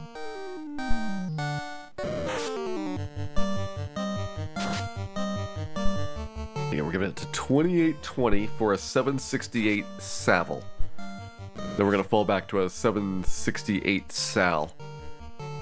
Or I guess the 767 Savile would also be the same in terms of the end of the day. Can we get a War Mech tonight? I'd like to do Chaos first. So 66 Sal. So I guess if we have time to do a Temple of Fiends try, which it looks like we probably will, we're going to prioritize one dive into Temple of Fiends. If we have less than that, we can maybe see how War Mech goes. I'm thinking that the better demonstration is going to be War Mech versus White Wizard with Fade, to show off what that battle is, because I imagine that with White Mage it's just going to be Bane's Sword, and that is not particularly interesting.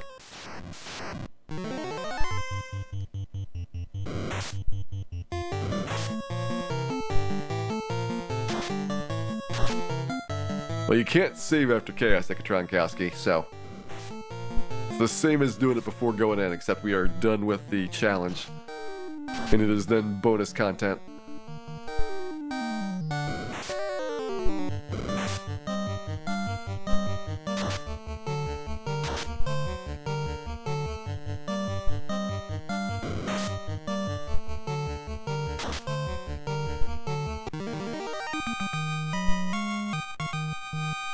Alright, Dan. 768 AIL. And since we're now over 2820, we will take a 768 Sal, if offered, or a 767 Savile. Those two should be the same thing. Confirm one more time. Yep, should be the same thing. Level 49, we'll have 56 hit points, which will be another Vitality breakpoint.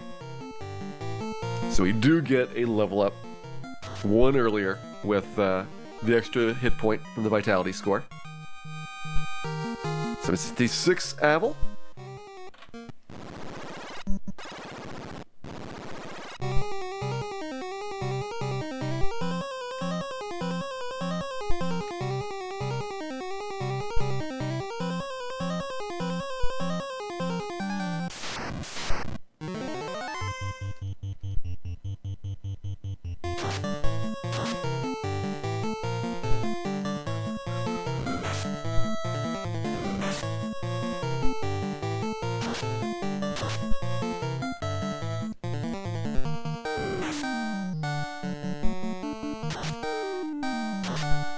Dan tries again. What do we have? This time around it is 763. Yuck. That's a gross one. That is the lowest you can go. So clearly 768 is the maximum.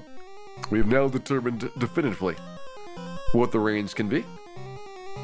763 all the way up to 768 from the roll, and looking for a 768 Sal. Again, 768 Savile would be great, but I'm willing to give up the 1 point for not having to do a 1 in 96 chance of getting the level up. It's a bit excessive.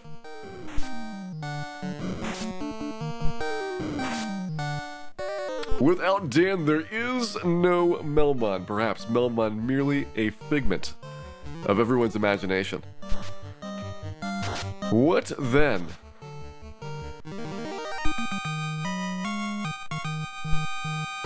That'd be a 768 Al, and we would press reset.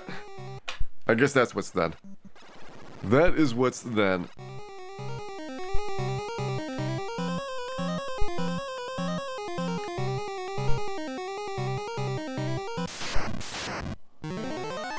Okay, more vampires. Loving and delicious vampires. I'm surprised we haven't gotten more of the 1 in 64 encounters. I know I do have to get 128 battles after Power On for a 1 in 64 to happen, but we have done a lot of fighting.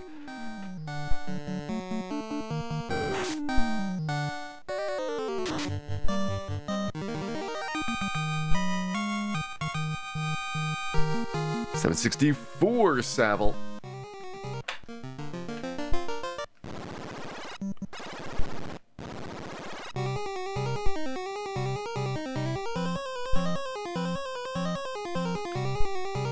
I'm pretty certain, Zach, that a fox hunting dog cannot solve the Melmon problems.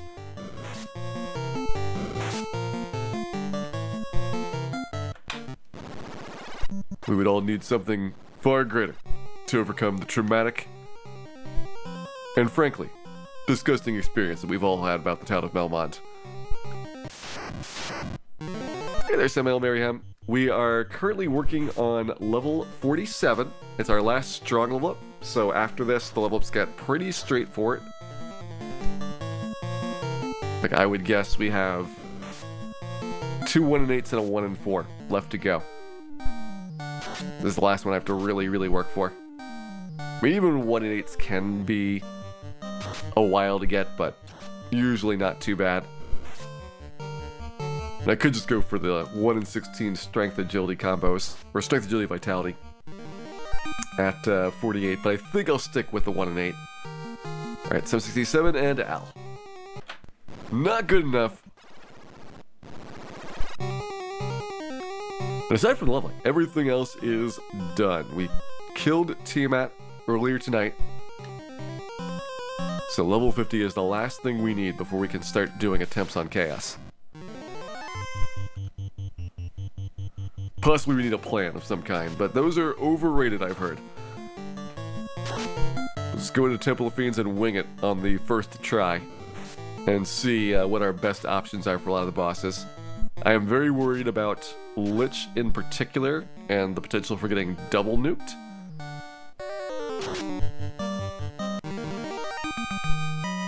Carry Kraken, probably not going to be all that different from Black Mage. Alright, 768, Strength, Agility, Intelligence, and Luck. I'm going to take it. I don't think I need the Vitality point. I don't think it makes a difference there for my total hit points, because I don't think we can get an SAVL with a 768. So we are done with level 47 here. Let's go ahead, house up, or at least cure up. That'll be good enough for right now. Put our cabin down and back in for level 48. 48 guaranteed vitality point. Now, I've been recent level ups. Yep, every single one. We haven't always gotten perfect level ups, but we've come pretty close all the way to this point on the White Mage. So statistically, this White Mage is incredible compared to what you would expect to see for a White Mage in this game. We've missed a little bit of hit points. We have perfect strength, and we've got very good agility and luck. It's nowhere near perfect, but we've done decently. We've got about, I think, 75% of the available points on those.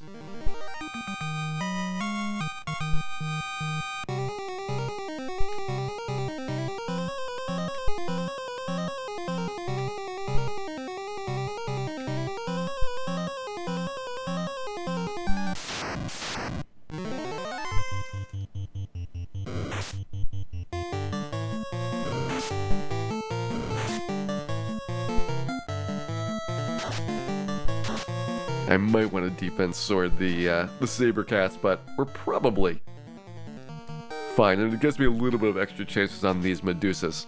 If we can black shoot them before they run away. They're not worth all that much, so I don't need to super focus on them. It's just a nice to have for a little bit of extra XP.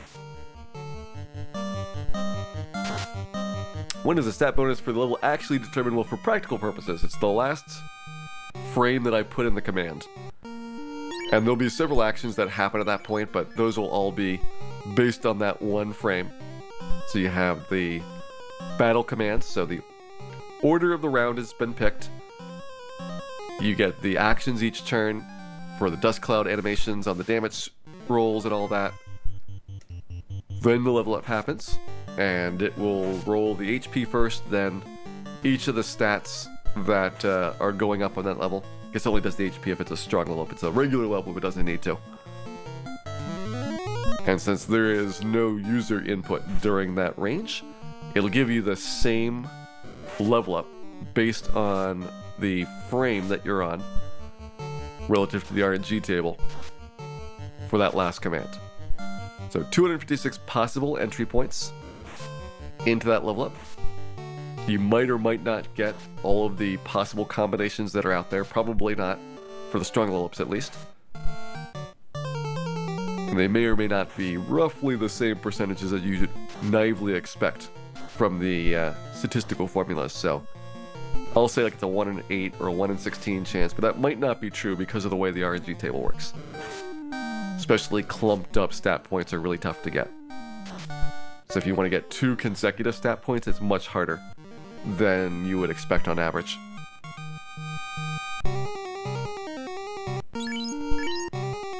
The stats always go up by 1 only. Yeah, it's either going to be a guaranteed 1, or you've got a 25% chance of a bonus stat point for that particular attribute. You never have more than 1 happen.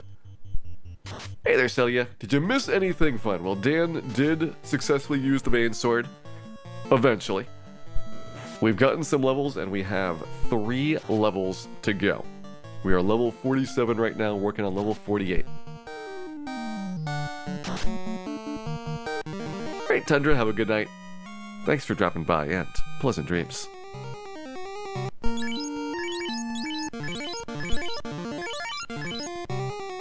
Is there any catch-up mechanics? Nope.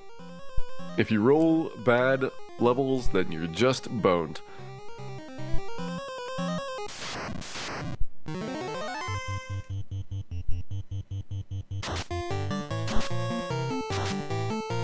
In fact, some would say you're just boned all the time if you're doing solo White Mage, and they are correct. But especially if you roll bad levels.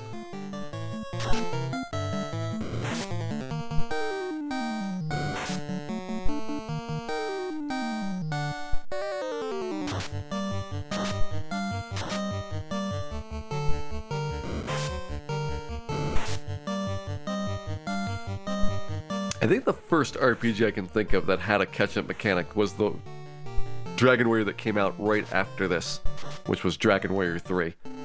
Dragon Warrior 1 and 2 both had predetermined stats, so based on your level, the stats were totally predictable. Final Fantasy was random, but it was random in a way that was one time only. Dragon Warrior 3 was the first time it was random, and there was like a target level. And they did that because of the class change mechanic. So in Dragon Warrior 3, when you class change, it resets your level to 1. And you can class change as many times as you want, so it'd be possible to keep resetting your level and grinding up, which means that your stats would go astronomically high after a while.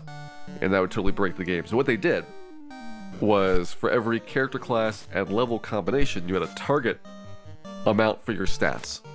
And if you were below it, you'd get a bonus. If you were above it, you get a big penalty. And that way you could reset your level to 1 because your stats are above what the target for level 2 is for that class.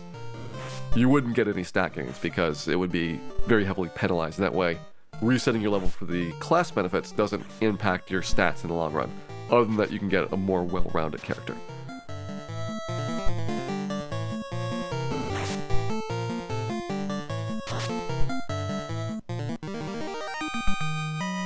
Hey there, Simply Jeff. Hope you're having a wonderful, wonderful Wednesday here, and Yagamoth, welcome in as well. Hope you're enjoying your day, and hope you're ready to relax to the soothing sounds of the solo White Mage.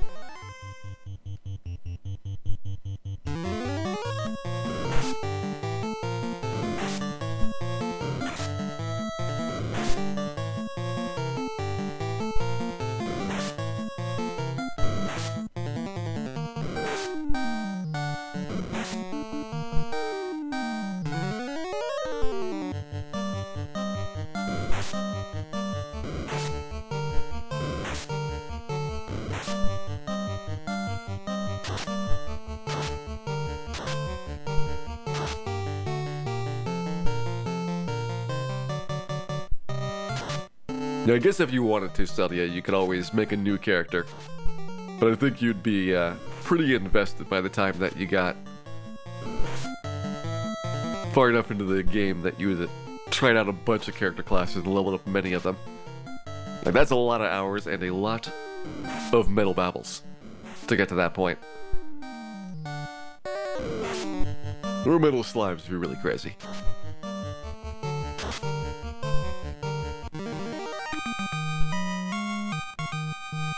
Okay, 5,070. How are we doing on this level up? 6,181. Actually in danger, because Triple Chimera is 6,192. So let's take a safety cap in there just in case we get Triple Chimera. And otherwise we'll probably need 2 fights to finish this level off and start giving up some goes.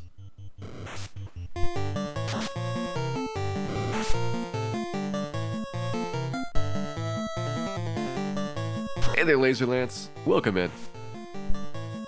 Hope you're having a wonderful, wonderful Wednesday here and ready to watch Dan beat up some cats. Well, it was more impressive before. Now they mostly just run away.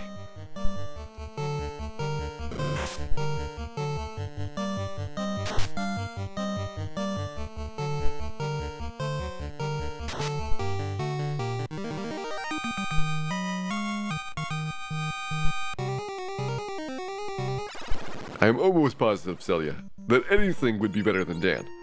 So that is a pretty easy target. Whether you get them good, that's a different question, but certainly they'd be better than Dan.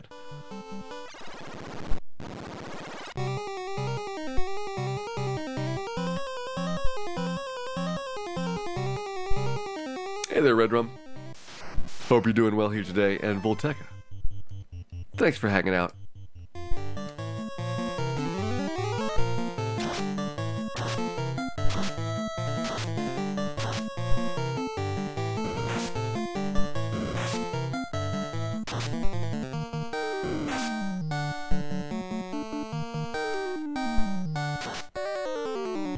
New AirPod Pros. Does it have Dan canceling? That's the feature that I need. I just need something that filters out all the Dan in my neighborhood, so that I may enjoy this game in peace. And also enjoy this level up, which is going to be starting off with Strength, Vitality, and that's it. It's close. I'm looking for Strength, Agility, Vitality, ideally. I will probably take Strength, Vitality, Luck as a fallback. Oh, we might actually get over 810.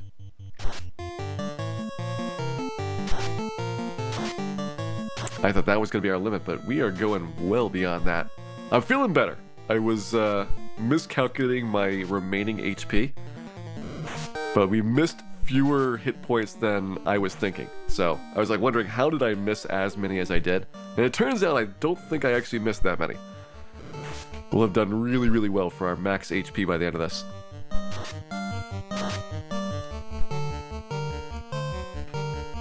Well, thank you, Red Rum. Glad you're enjoying the show here today.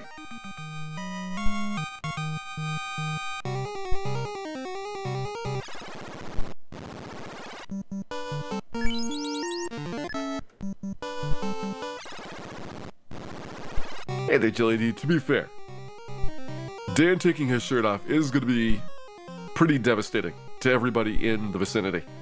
Few, if any, will survive that.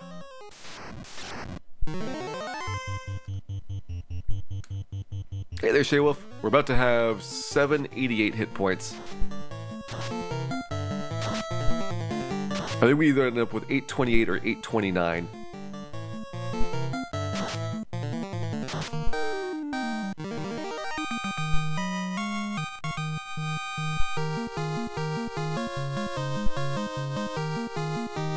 Actually, excuse me, 782. So 822 or 823. All right, here we go. Strength, vitality, and that's it. All right, not quite as good as I was thinking, but still better than I originally planned. At first, I was calculating out, and I thought I only got 810. And the best one's like 857, I think. 856 or 857. So it's like, all right, how did I miss 47 hit points? And I know that 2 early vitality points, that was like 20. But it's like, where'd the other 25 happen? And now looking at it, all right, I might have only missed 35. So that's still the 20 from the vitality points, and then 15 over the course of 15 strong level-ups is averaging almost just under 1 hit point loss per level up, and that's pretty good. That seems reasonable.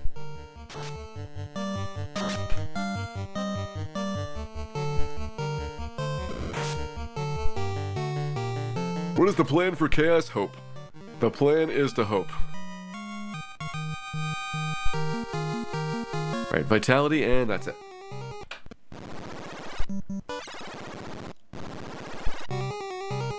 Three more levels to max. This might be the hardest one left. I know you don't need to hit a vitality point at 50. I might not need the vitality point at 49. I think I do, because I passed on the one at 47 in order to get the level up roll to go better. So because of the pass on 47, I think the 49 one is now required for the 1 extra HP on it. What is our vitality? I believe it's going to be 55 at this level up. Vitality. 55, yep.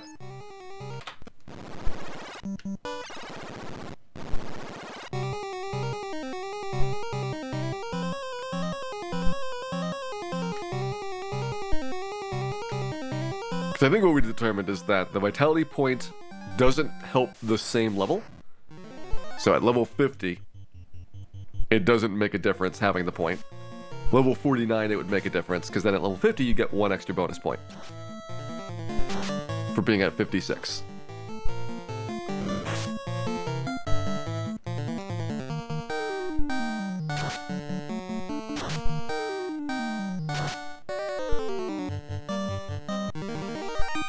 Alright, is Kevin? Give me a level up here. It is Intelligence and Vitality and Luck. That is subpar. It is absolutely vile, in fact.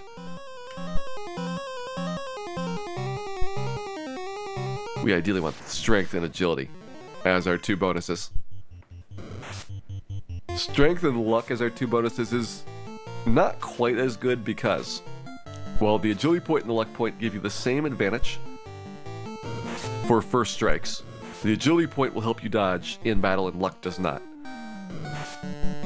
And dodging in battle probably is more significant than a 0.1% increase to your first strike rate.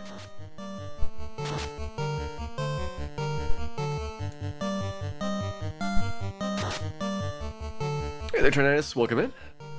Hope you're having a wonderful day today, and hope you can withstand the forces of Dan.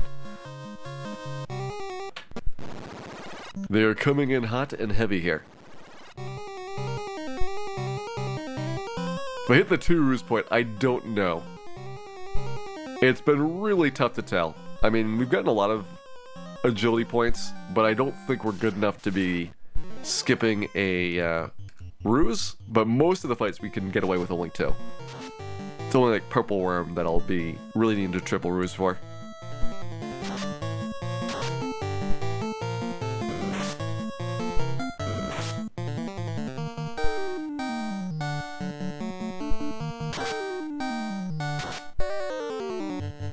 Does strength make a difference? Well, every point of strength is 6 points on your attack for the Masmune, so over the course of 50 levels, that's a lot. Vitality luck there.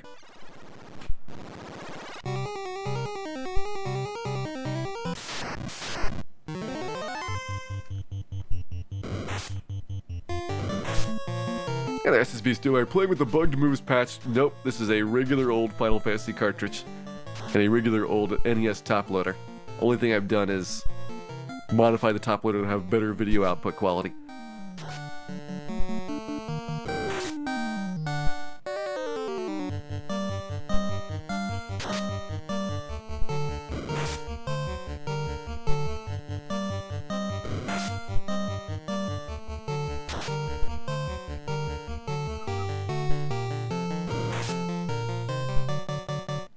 Yeah, the purple worms are going to be better because we do have like 200 extra hit points compared to Black Mage.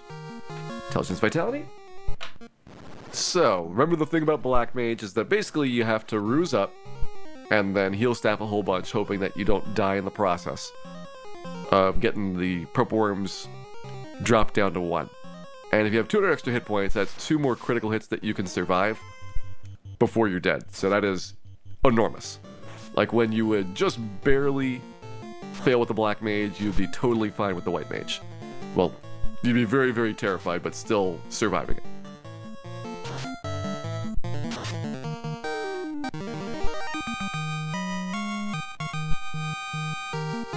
Strength, Vitality, and that's it.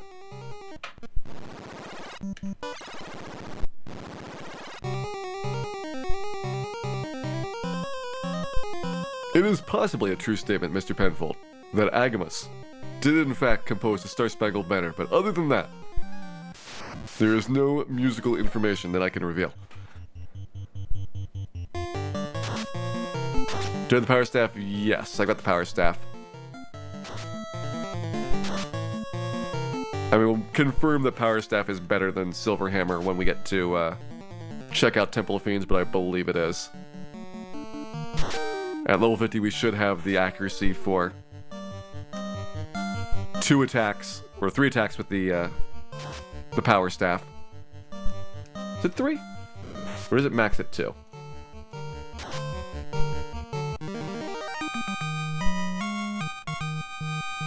Max is at 2. Alright, Strength, Vitality, and Luck. Well, SVL is our second best outcome here. SAV is what I really wanted to 1 in 16. I'm going to take the SVL. I think that's good enough for level 48. We got that one down. We have 49 coming up, which is guaranteed strength.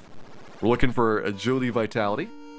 Would be okay with vitality, luck, just like we did for 48 there. And let's go. 2 levels to go.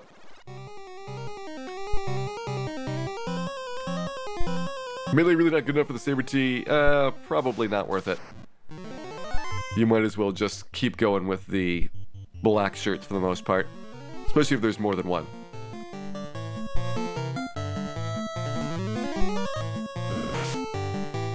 Any surprises on Tiamat? Well, Dan was in fact ineffective with the Bane Sword, so that may or may not be a surprise to you. But then again, it was also first try. Definitely was first try. Of all the times the Bane Sword did work, Tiamat died on all of them.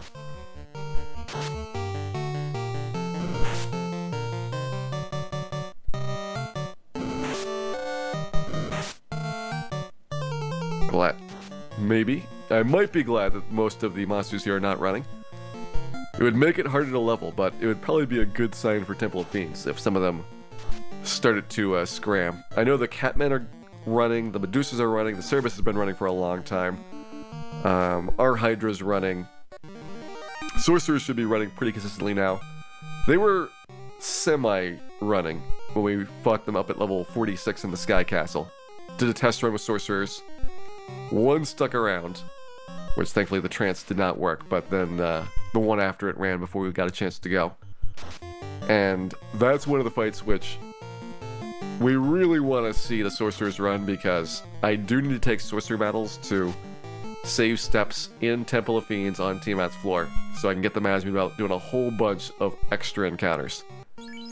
There's one path through there, which basically delays for like 12 battles to avoid the Sorcerer fights. And the complication with that is that you're just taking so many things that are draining your hit points. You have to heal staff a bunch, and there's not really any good battles you can do it on.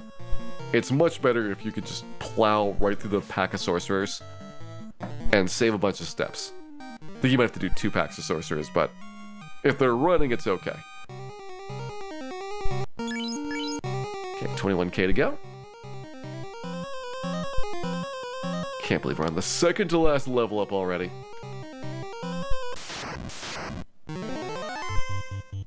My projection has been going down on the times. Like, when I first started this, I did guess 25 to 30 hours for the White Mage, and we were pretty fast through Vicky in comparison to Black Mage. But when I saw how much slower we were through Astos, and then even more so to get to Airship, we started bumping the estimate up to 40 hours. And that seems like we should be able to beat this in less than 40 hours, unless we take a lot of tries at Temple of Fiends. And I'm almost confident that we'll get it in less than 35, even if we have to do a bunch of tries against Chaos.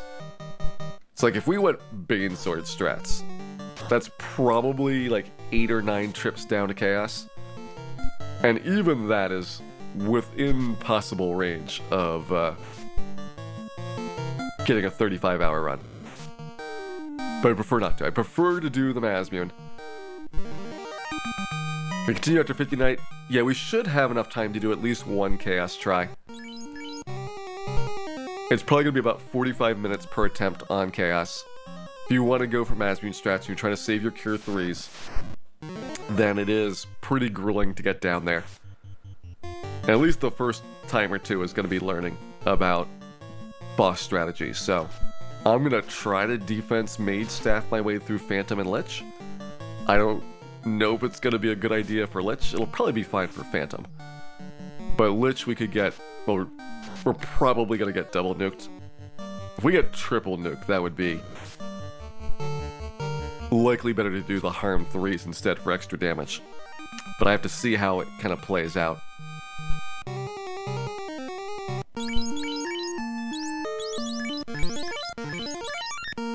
White Mage has got better odds of getting 2 Chaos, yes. I think. I mean, Phantom should go better. Purple Worm should go better. Lich is going to go probably worse, because you're going to go down from Fire 3. Kraken should be better. Purple Worms on Tiamat's floor should be better. Tiamat should be worse. Tiamat might be a concern. Without the fast, you have way less damage output, and your difference in hit points does not make up for that in the Tiamat battle. It's still going to be defensing up and hoping that Tiamat misses a lot of physicals to get through that. And then Chaos is going to be probably considerably worse.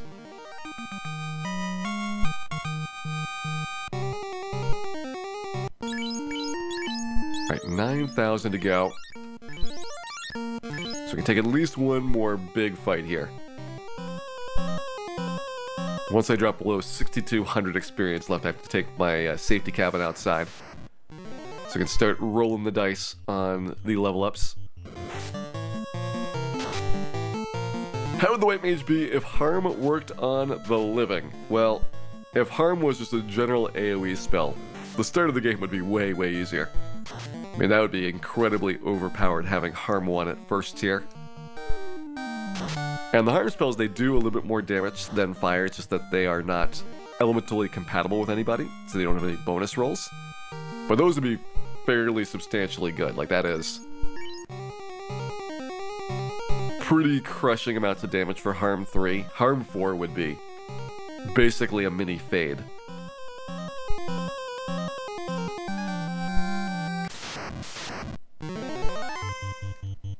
Or I guess roughly in the Fade nuke range. So that would be like extraordinary, having 18 of those instead of only 9.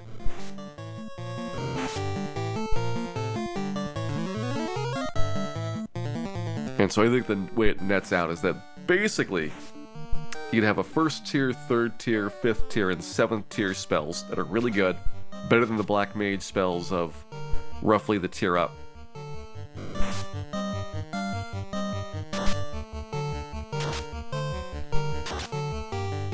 And so I don't see a reason why White Mage wouldn't win over Black Mage, just in terms of sheer damage output.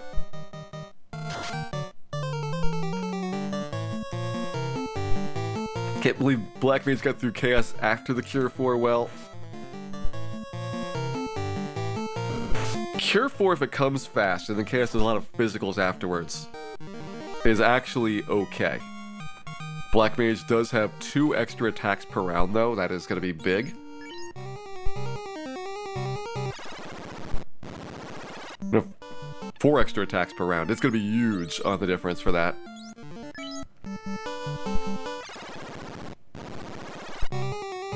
So it's hard to really compare what White Mage is going to go through on this. White Mage is going to have the advantage of more hit points, some healing, but I don't know if I really want to take rounds to heal other than pre-Cure 4. And that's about it for the benefits. And Black Mage with double attacks is gonna way overcompensate for that.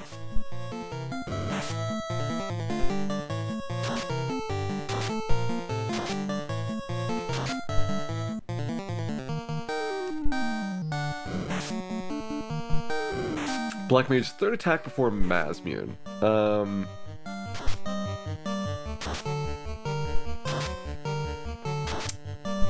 Trying to think, heal staff or mage staff versus power staff. I think mage staff might have more criticals. So yeah, it's gonna be rougher on Carry and Kraken if I have to do power staff on them. I actually don't know if power staff's the best choice on those two, or if it's gonna be Black Shirt instead.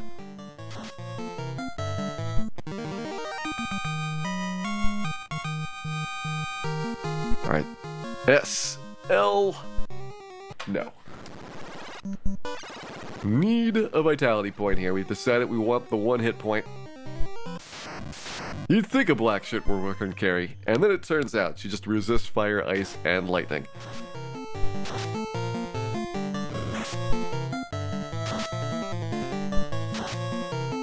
I guess we wouldn't even really want the Black Shirt, to be honest. I'm trying to think if Black Shirt is better than having Pro Cape on. For the damage reduction, like those first couple of rounds, Pro Cape could be really good. Like Pro Cape with Power Staff versus Black Shirt, and then it's like, tough trade-off. Can you confuse Carry 2? It's 3 and 256. It might be slightly better, but it's not good. She does not have a weakness to status elements. Nobody has weaknesses anymore at the revisits. Alright, strength, intelligence, vitality, no.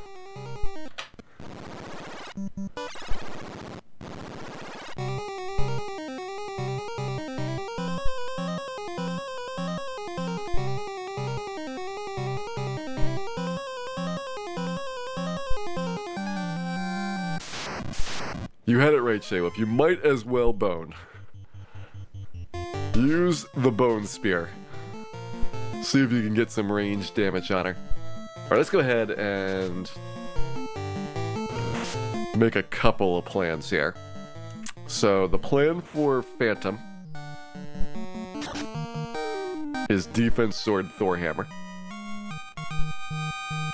What I do pro-capeless on purple worms. It's 24 extra damage around.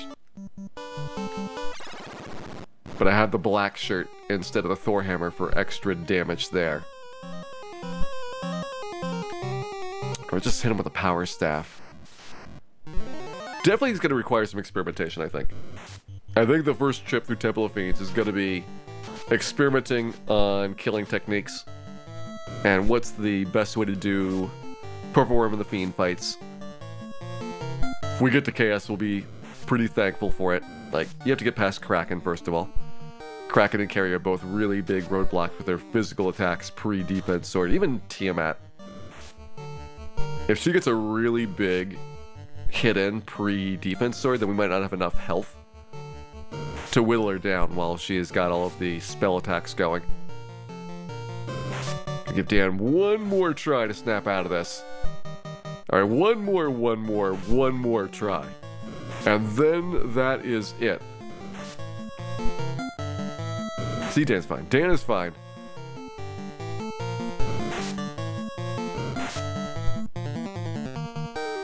Can I light X-Lich? I think the Mage Staff's a better choice. Is that true? Strength, agility. That might not be true. Because Lich doesn't have a weakness to fire anymore. He is neutral to fire, I believe. For Lich 2. And if so, Light Axe would be better than Mage Staff for that fight. For Phantom, he's got a weakness to fire. And so I think the Mage Staff's better than Light Axe there.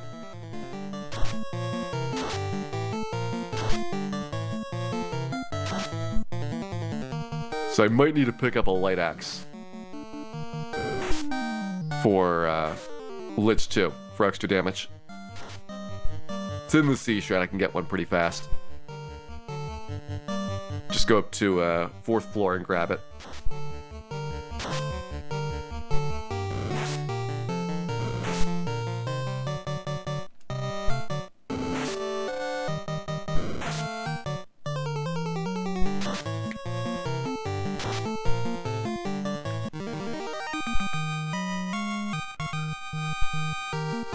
Alright, S. And that's it. Nothing but S. S all night long. Till we get to level 50, then we'll have a lot of A and L.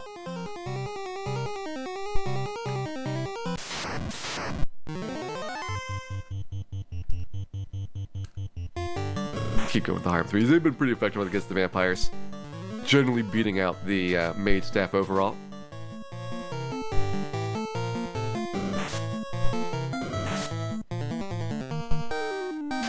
I'm going to paint your Agama green, Dr. Amamine. It is your choice, but please do not claim that you have an organically grown Agama, because it will not be true. SIVL, level 49, is what we are taking it. We are taking the SIVL. I mean, I don't want the intelligence point, but I'm going to have it. I got my S and my V and my L, which is the big parts of that. This is our current stats here. Level 50, one more level to go. 54 strength, that'll be the perfect one on that. We don't care about the vitality point.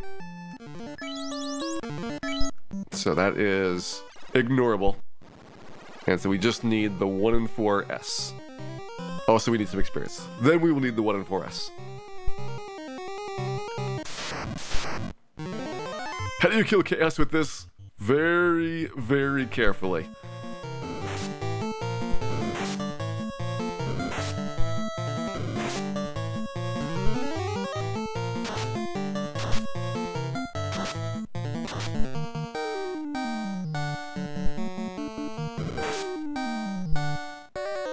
If we're lucky, Chaos will be only like 4 or 5 tries down there. Depends a lot on how reliably we can get to Chaos. That's our first unknown question. And then when we get there, how much damage the Masmune's gonna do. And without fast, I know it's not gonna be pretty. We have a little bit more strength than the Black Mage did, but we have 4 less attacks per round. So essentially our damage gets cut in half and then bumped up by like maybe 5%. Like it's gonna be pretty small. And Black Mage really struggled, so we'll find out if it's practical to Masview in Chaos, or if we need to get the Bane Sword out. And it would certainly be a shame, because the Bane Sword is gonna be quite a lot of tries.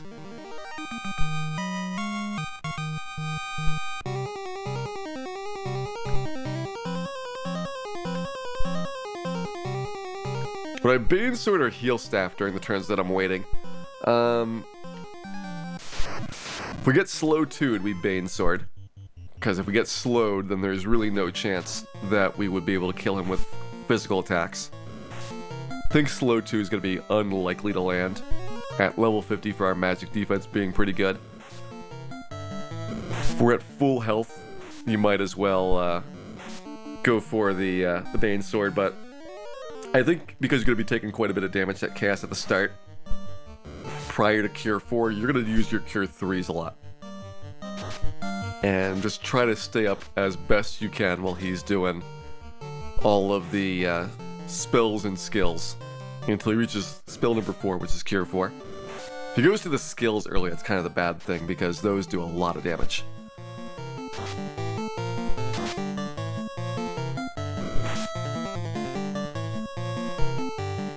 Hey there, Cassandra. Farming the Ice Cave, we actually get more experience here, and we can save our game, which we need to do for the level grinding. This is 2 Agamas worth of experience, and the Eye is only an Agama and a third. You can get up to 2.5 Agamas at a single formation as well. If you get the 5 vampires or 5 guards. Where are we at? Okay, a little bit less than 20k to go. Are spells the most likely? Well, here is Chaos' stat block here. So if you check it out, allegedly, 25% physical, 50% spells, 25% skills. Is he going to do that in practice? No. He is going to go crazy and do something that none of us can ever expect. So, we're just going to have to roll with what we get.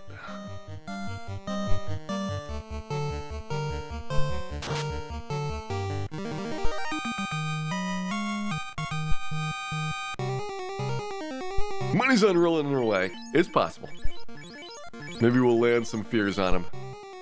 Just gotta get 4 fears at 3 and 256 odds to land. And if that doesn't work, then we will definitely Bane Sword.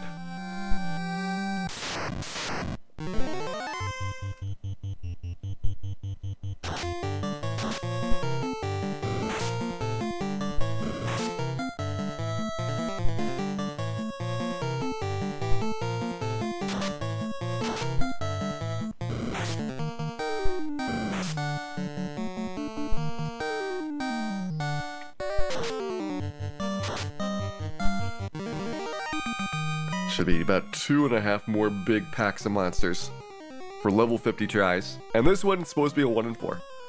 Because we don't need the vitality point. Agility's guaranteed, luck is guaranteed. You just have a 1 in 4 chance of strength. And then we are done with leveling. Bane Sword is going to feel a bit empty. I mean, it would be spectacular. Let's not kid ourselves. White Mage with the Bane Sword would be phenomenal. Gonna take a shot at Chaos tonight. I'm planning to do 1 trip against Chaos. I do now need to pick up a light axe that was previously unplanned, but that's pretty quick, maybe at most 5 minutes or so. And we expect the Chaos attempt, if we get all the way to Chaos, to be about 45 minutes, so that's probably about as much time as we have for solo White Mage challenge before we have to switch over to some Dragon Quest IV. Maybe we could get to it. We might be able to get 2 Chaos attempts in, depending on how long they take. What is Light Axe for? Lich.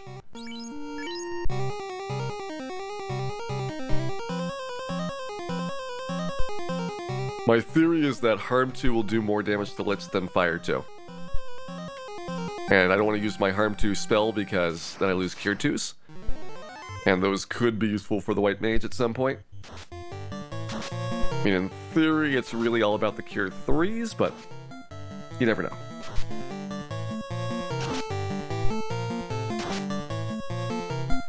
Plus, it's totally free, since I've got plenty of carrying capacity for weapons.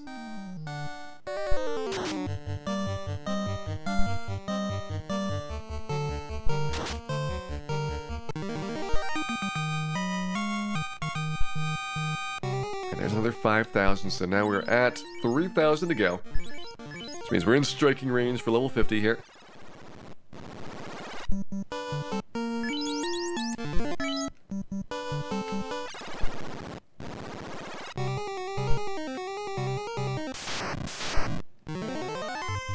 This will be our first crack at it. Where the light axes both are in the sea shrine, one's in the top half, one's in the bottom half. So I'm just gonna get the one on the 4th floor up going towards the mermaid section. It doesn't have a trap tile in front of it, the other one does. Plus I think it's quite a bit less of a walk. Going down to Kraken, there's a big stretch of empty rooms prior to getting to where the treasures are.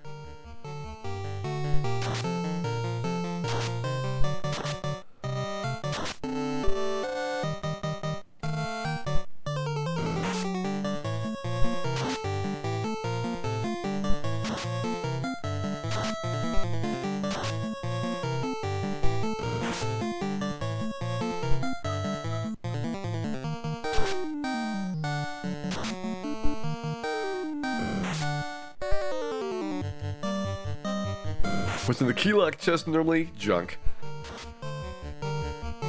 There's nothing up there that's useful.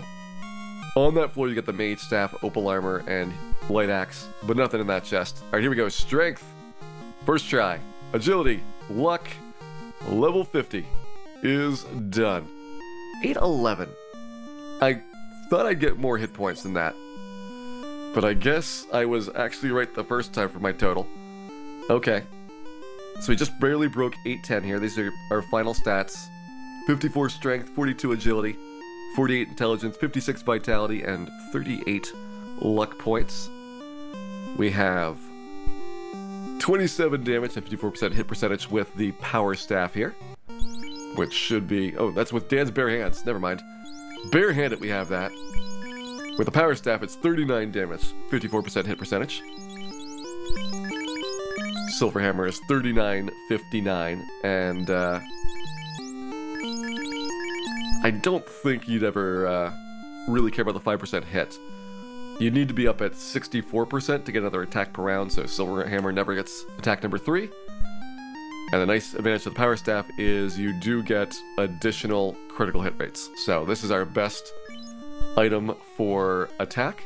Gonna switch over to Pro Cape for defense here, to put us at 51 absorb and 85% evade here. With 2 ruses stacked up, that'll be 165%. Actually, no. Essentially equivalent for this is 245, so we'll be just a tiny bit short of having enough evasion to avoid the 3rd ruse spell here. So unfortunately, there is a slight chance you could get hit through a double ruse on a couple of battles, but you might want to risk it if you want the fights to go a little bit faster.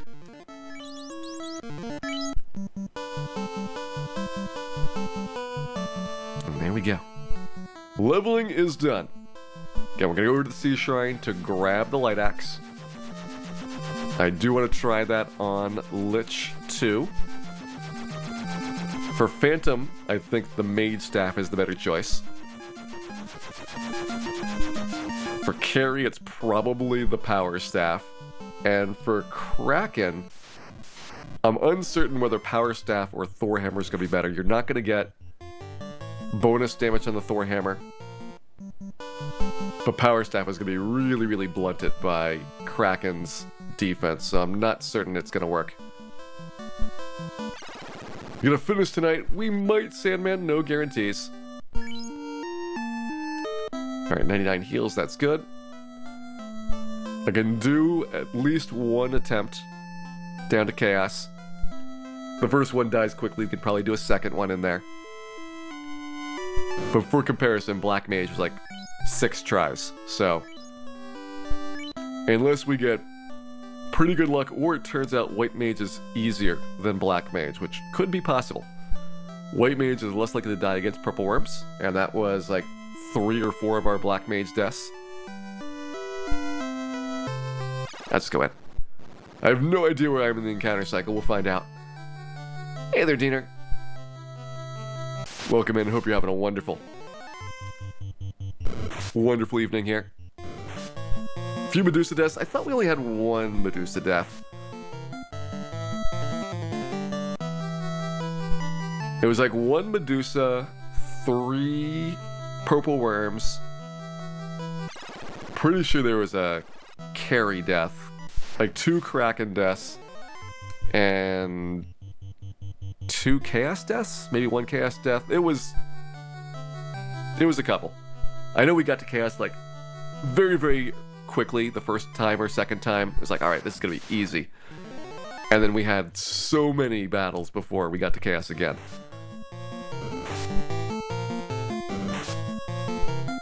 Nice, Ghost still hurt. Confirmed.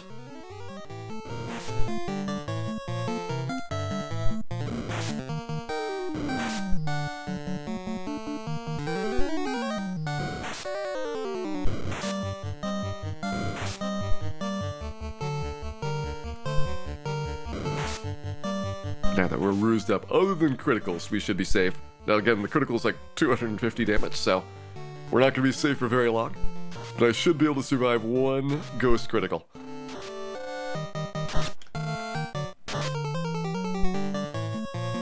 Yeah, all the fiends are done. I'm just picking up the light axe in here. I didn't think I needed it, but we were talking about boss strategies. And it crossed my mind that light axe is better than Mage Staff on Lich, so that is now the plan. Boom! Watch that Power Staff, 32 damage. Okay, we're going to have to rein in our expectations here on the Power Staff.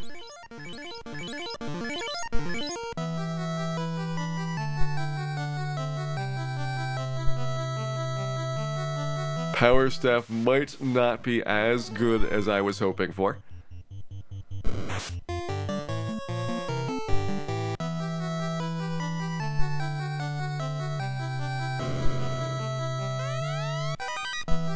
And there we go, we've got the light axe. We eventually get a class change? Nope. This is it. We got our White Mage and we are done. We're going to Chaos. That was my last pickup prior to Temple of Fiends.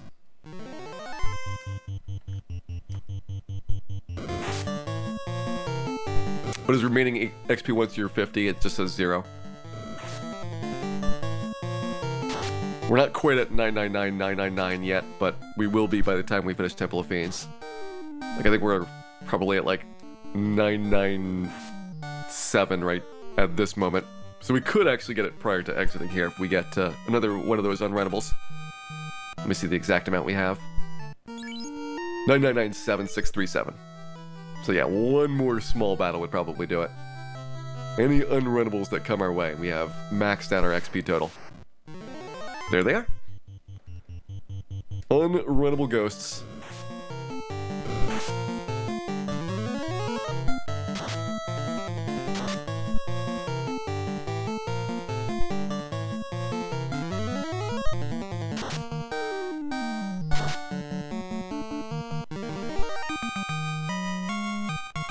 Ooh, just a little bit short. We are still just short.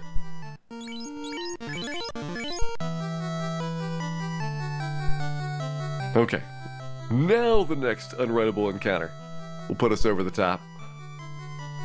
And I guarantee we will get some in Temple of Fiends.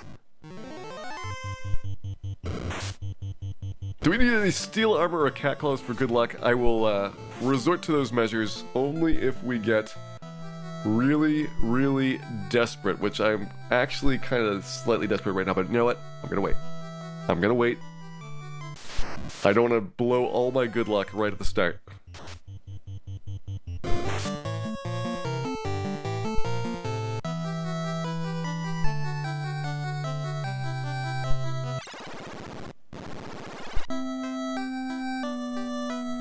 There is our light axe.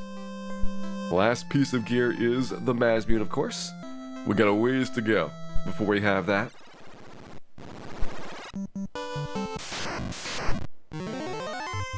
No unrunnable there. Slight chance we run into an unrunnable on the way back to the airship. Even slighter chance that it doesn't just run away from us. Cerberus is gonna run. I think Wizogre would run as well. Frost Giant might stick around. He might be the one exception.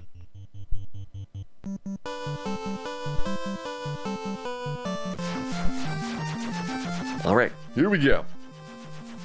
To Temple of Fiends, we're gonna park outside. We're gonna burn some encounter off in order to get to a better part of the encounter cycle for avoiding Gasties at the start. That's otherwise gonna be a very, very bad fight for us.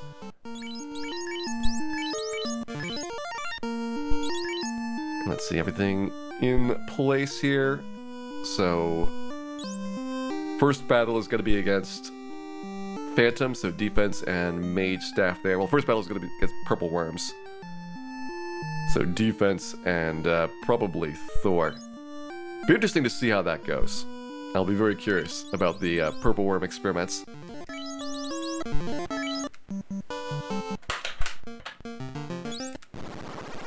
Back to the end of the encounter cycle, and let's start. Just burning encounters off right now. Couple of battles to get further into this cycle a little bit.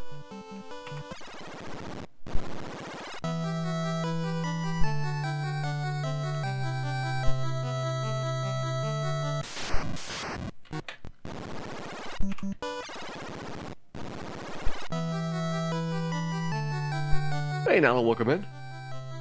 Why do I still have the Silver Hammer? It gives me slightly better accuracy than the Power Staff does. Probably doesn't make a difference. But it'll be a weapon that's an option.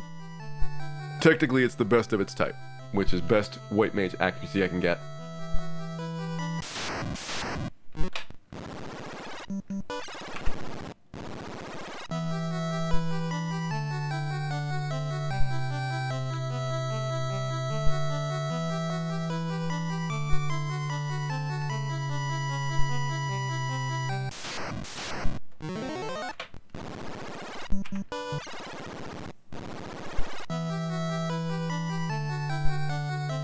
Is it worthwhile to maximize strength if I'm using items in the Bane Sword to kill most of the time? Well, it's worth it on Tiamat and Chaos.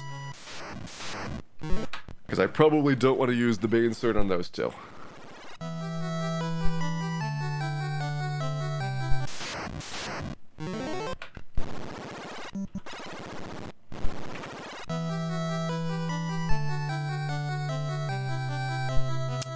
First Strike RNG, yeah. That's the Battle Seed RNG, which is different than the encounters or where they take place. So there's the steps, the encounter table, and then there's the actual battle RNG for the combat results. And combat results are what you need to have beaten Chaos to manipulate. Because it overwrites the value for where you are in that table when you watch the ending credits. Alright, 2,000 years into the past we go. Check our equipment one last time. That looks like I got everything I am hoping to see there. And now, let's try not to get boned right from the start. First strike, good.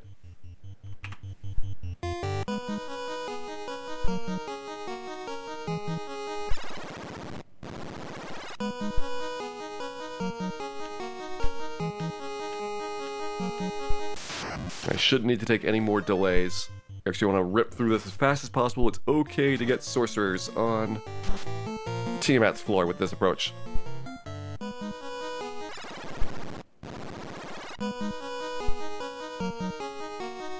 We don't care about where Gurmadusas are, but we'll have them before Lich.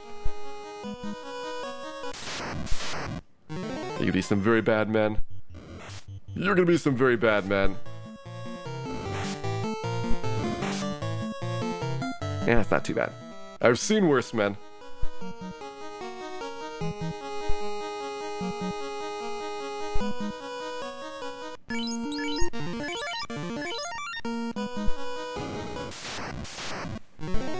Alright, Phantom. Ah! That sped us. Here's one defense sword. Now, Phantom does have a lot of critical hit percentages, so I am not gonna go for triple rusing, because I don't want to take an extra turn against him.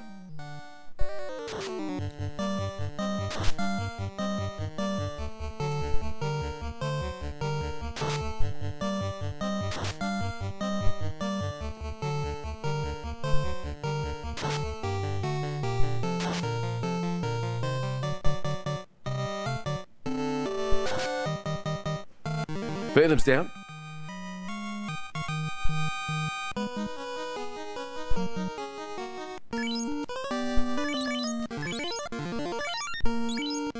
Yeah, I think we want to heal up for this one. We should have the purple worms coming up on the, no, healed too soon. Got the Chimeras Chimeras, I could have healed on those. See? Yeah, not really. Didn't heal too soon.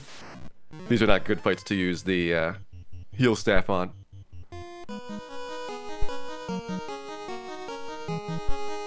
What does Expert do? Well, it doesn't actually do anything because it doesn't work. But when it was fixed, what it does is remove your resistances. So basically it takes away your elemental resistances. I don't know if it sets your elemental weaknesses to neutral as well, or if it's just resistances that it removes. In theory, for what it's supposed to do.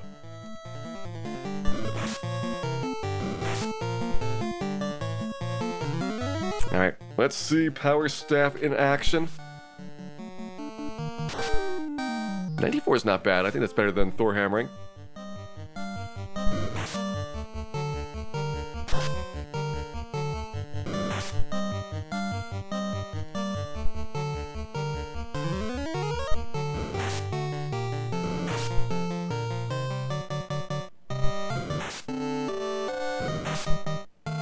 How would the player get weaknesses? Well, you have Exfer as well. So you could cast it on a monster that is weak. Like I said, I don't know if it was supposed to remove that or not. You can theorize about what the design might have been. And I don't have the heal staff equipped, do I? Nope. Alright, so I'm just gonna power staff this guy down. I was thinking about doing a heal staff grind here to save some potions. That's gonna cost me like 8 or so potions as a result. We also have a lot of cure spells, so... White Mage is better off by about 25 potions than the Black Mage was. But I definitely need to put the heal staff into my inventory for later.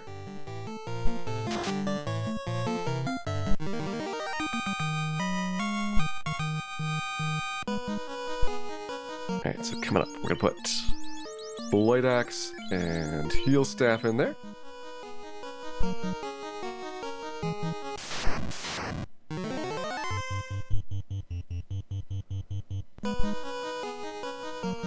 Feels less terrifying, yeah, until the bosses. I think that the regular fights, and it's really just the 2 purple worm ones that you have to do, are the ones that are going to be significantly better. We'll see how the Gerbadusa goes. Whether that Dan gets successfully paralyzed against them or not.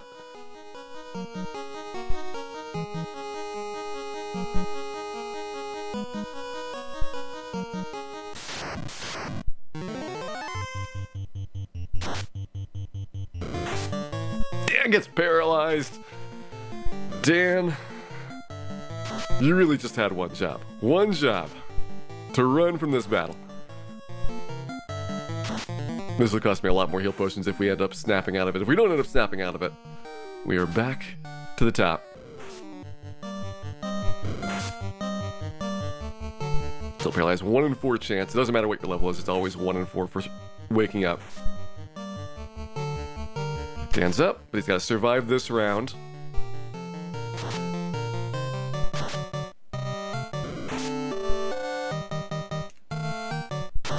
And now he's got to get a turn in this round. Dan got petrified through the ribbon. Dan, I can't take you anywhere. I can't take you anywhere. Alright, back to the beginning. Burn the encounters off. Clearly, That was destiny.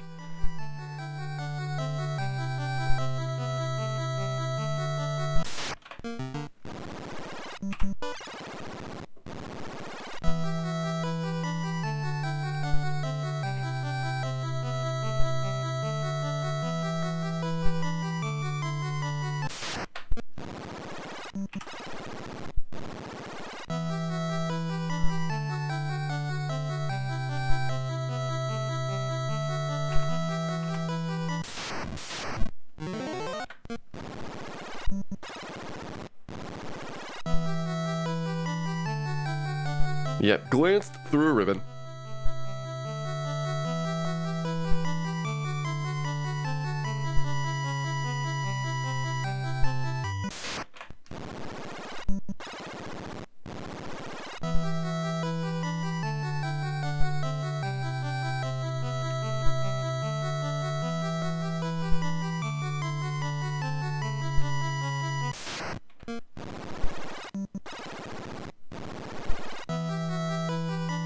Should be 2 fights to our creep here. There's the Imp Grimp Wolf Gerwolf. Then the creep battle is a longer walk than most of the other ones.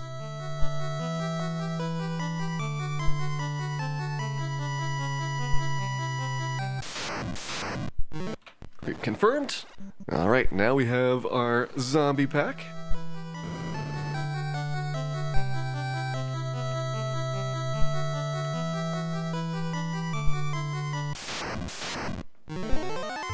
Slip by them.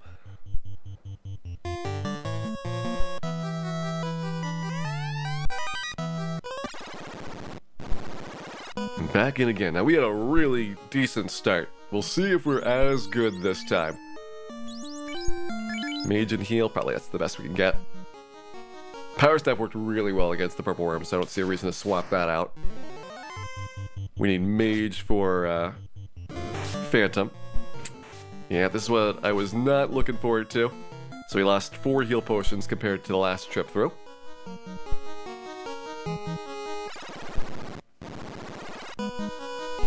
Already in a deficit. I don't really know how bad the heal potion situation is going to be. I think the Lich situation is probably the biggest issue. You get double nuked. Possibly tripled. I don't think we get triple nuked. Like, he's only got 500 hit points.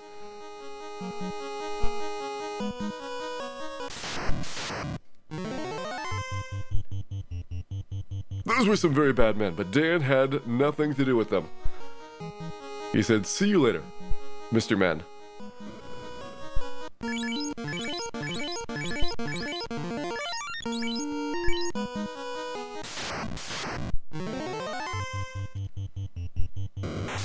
Again, Dan getting hit prior to that first defense sword. If Phantom would just do a spell at the start, we'd at least have a 4 healing potion savings. So it'd break us back to even with the worse frosty start.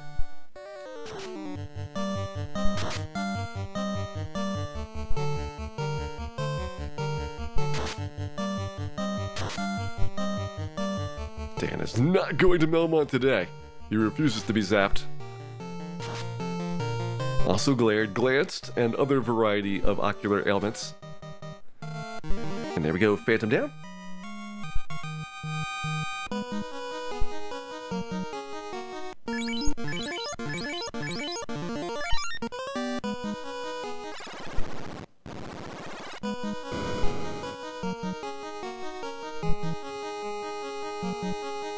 Ever get the heal staff on Sheawolf?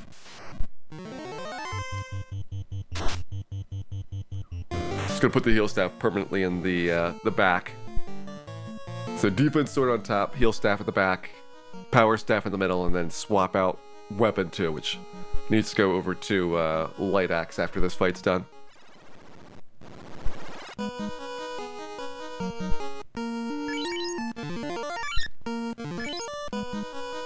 I only got 28 of value on that. I'll still count it as an okay heal potion.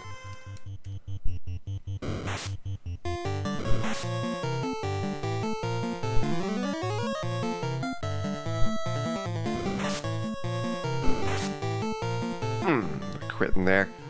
That's annoying. Alright, I'm gonna triple defense, because even though we do have better agility, we're still not quite perfect with a double defense sword.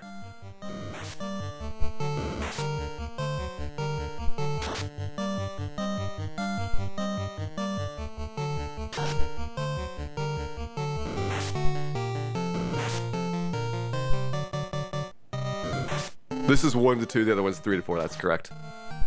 And yeah, these are unrunnable. Basically the only unrunnable we have besides the Phantom and 4 Fiends. There's others that you could get, but we avoid them. Actually, that's not true. I've got a Fire Elemental on Carrie's floor. It's better to take that than to avoid it.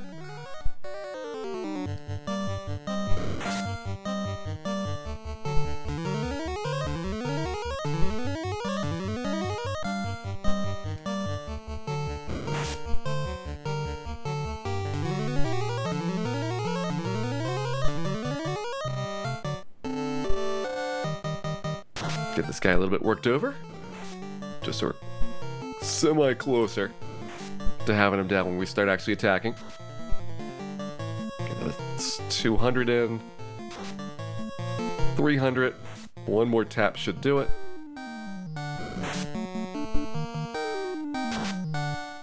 No, too much. Too much, Dan. You hit him too hard. Alright, we still got about 2 heal potions saved there. We'll see if it is enough. It's like basically you have to be very, very conservative with your heal potions at this stretch, and then once you get past carry, there's few if no opportunities to heal potion up, or basically heal staff up, so you have to heal potion all the way through.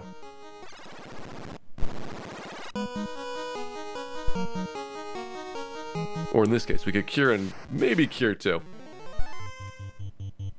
We're going to save our Cure 3s for Chaos Fight.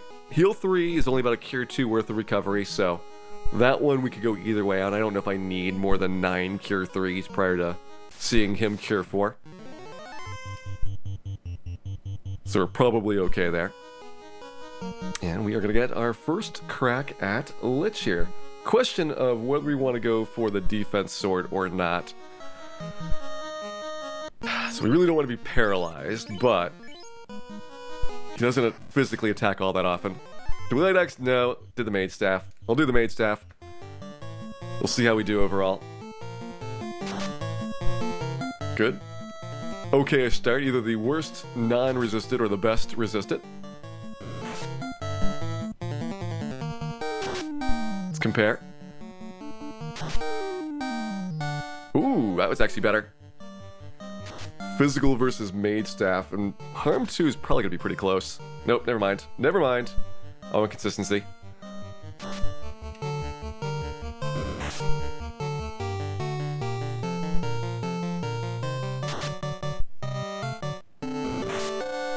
He's going for a lot of physicals unexpectedly.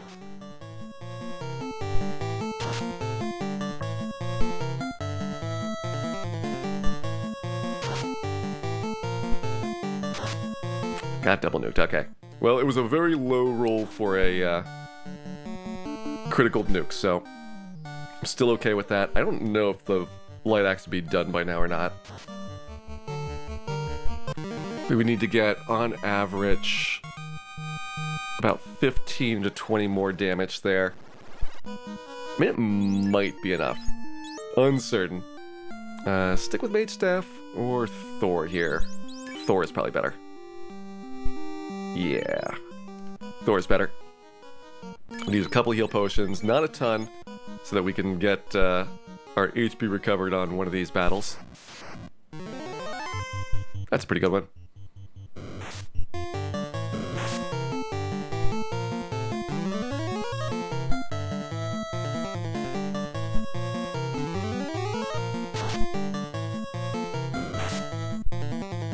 I will take out Arjak, because I think he's more likely to mess up my healing. Whereas Agama, the heat is less than half of a heal lost, and he only heats 1 out of 4 times, so we should make pretty good progress, even with Agama attacking. I'm worried about the Argiant crit as a bigger factor here.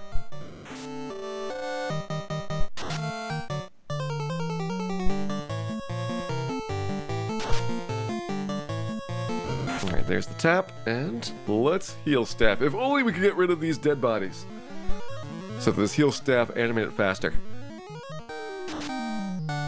Good. Good start.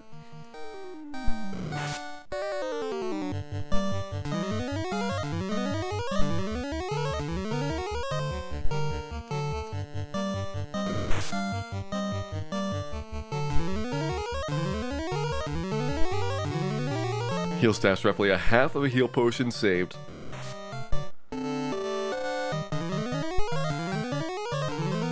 So it is worth it in the end, but again, we have really no opportunity to do this once we get past Carrie. So that pack of heal potions has got to be the rest of the game once she's done. And we take a lot of damage on probably Carrie, Lich, and Tiamat. So worst case is use like 90 heal potions in just those 3 fights.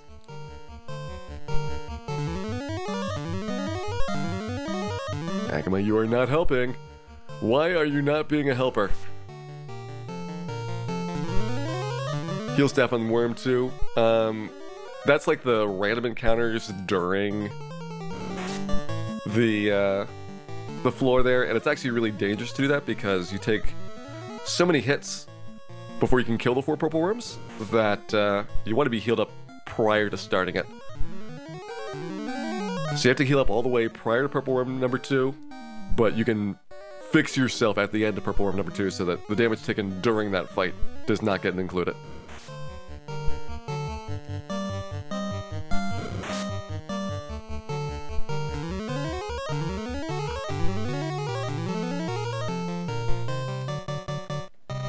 Almost accidentally punched an Agama. That would be certainly a shame if I did that.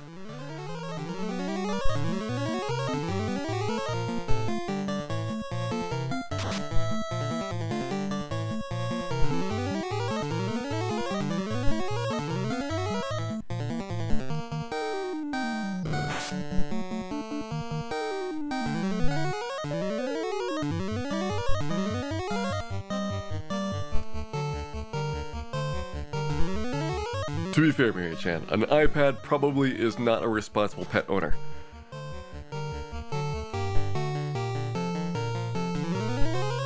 And Agamas need a lot of care and attention.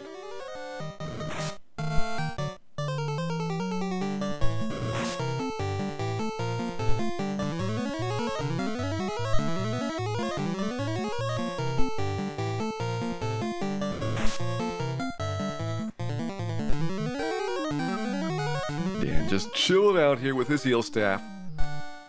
It'd certainly be nice if we could get through that Lich fight with only a single nuke. I guess if we did do it again, we'll find out if the Light Axe really does have a big of an advantage there to save me that many turns. I mean, on average, he needs to do 5 spells to double nuke us. He probably only gets 1 physical on average in that stretch. And we got a little bit lucky with him doing like 2 or 3. I think he did 3 physicals. So I certainly don't think Light Axe does so much more damage that we could cut 4 rounds off the battle. I think best case is that if he does that many physicals again, we might be able to outspeed him for the second nuke.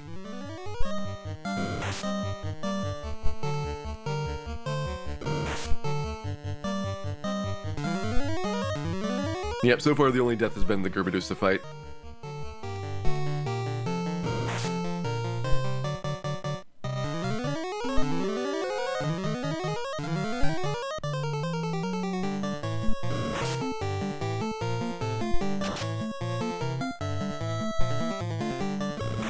We're gonna get Agama steaks.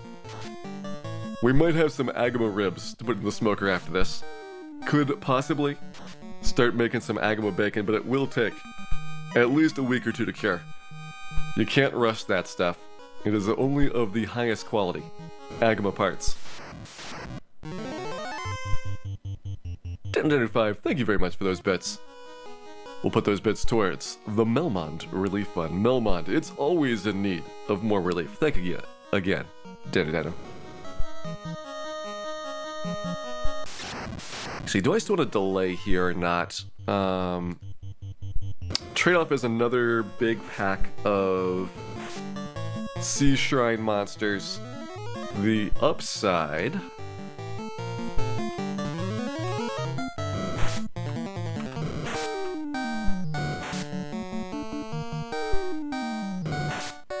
is I think we would be able to more easily get through the stretch on Tiamat's floor.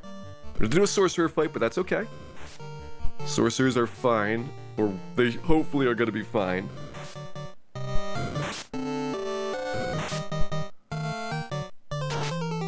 Max of HP is 811, that's correct. I was hoping for more. Like at one point I calculated 810 as the max, and then for some reason, at like level 46 or so I was doing more numbers and it was like, alright, I think I can get like 826. I'm gonna blow away my estimate. And then no, 811. So clearly I had some incorrect math somewhere in that process, but 811, almost dead on what my initial guess was.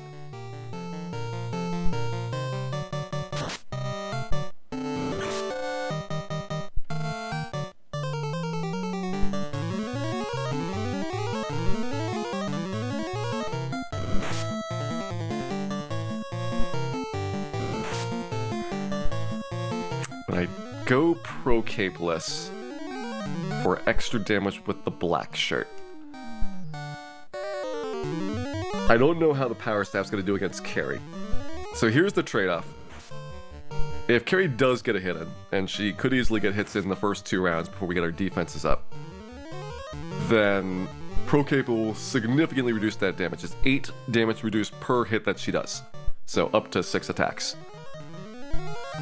However, if the power staff turns out to be lame and doesn't actually hit for very much, my Thor hammer is going to do a lot less than the black shirt would. And so we're going to take a boatload of extra damage from her spells while taking her out. So I'm not certain whether I want to take the Pro Cape off or leave it on right here.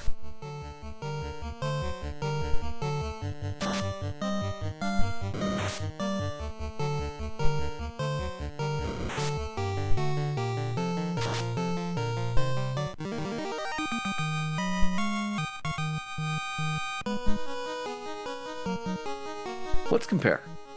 I want to check out these 2 monster stats. So we just fought some fires. And fire has... I don't have their defensive values on there. Alright, does not help. I was gonna say, how does their defense compare for the reduction? But, 51 absorb. I'm gonna try taking the black shirt here. It's safer than trying it on the Kraken fight, which is gonna be a similar setup. So, I'd rather find out the information now than find out in the next Fiend fight. Of course. Could have been 32 reduced there.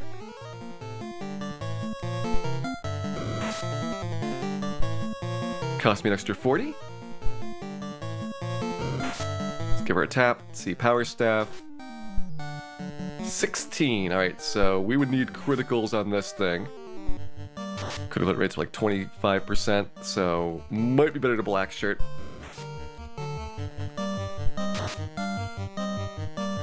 Again, at least consistent damage. She's got 700 health, so we have like 30 rounds of this. This is where I think the Black Mage Mage Staff did a lot better. Black Mage had 3 attacks and a higher critical hit rate, and so you're able to get away with a lot more in the way of the physical attacks. Now Kraken, I think I might go with Thor Hammer. Kraken 2 should be neutral to lightning. It's not going to take excessive extra damage. It's going to be lit to not doubled. But that'll be probably about the same as Black Shirt resist it.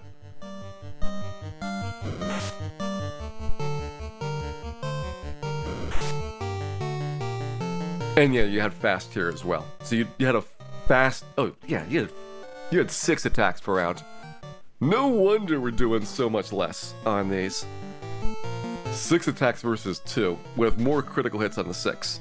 So yeah, nothing comparison-wise. Theoretical max HP, I think, is 856 or 857. Somebody worked it out and told me a number, and I think I did a pretty good job of getting close. Average is like 650.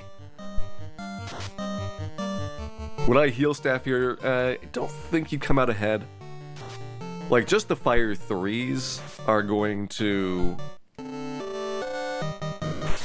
wipe out like half of your heal staffing, and if she gets a crit, then it more than wipes out everything. 856 from Mr. Penfold, okay. So I got 45 off of perfect.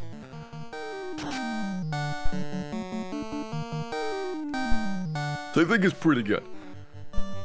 I know I lost 25 or so from some early vitality points. I think it was like 23 or 24 that I missed from the 2 vitality points early. And then the rest of them would be on strong level ups. Technically, I missed another vitality point, but it was trade off for the strong level up, so that one was neutral.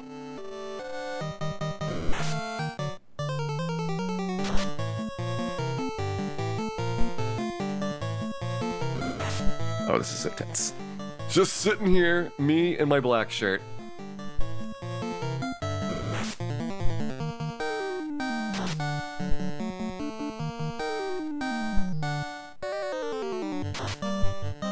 Has Dan been working out? Not as much as I had hoped.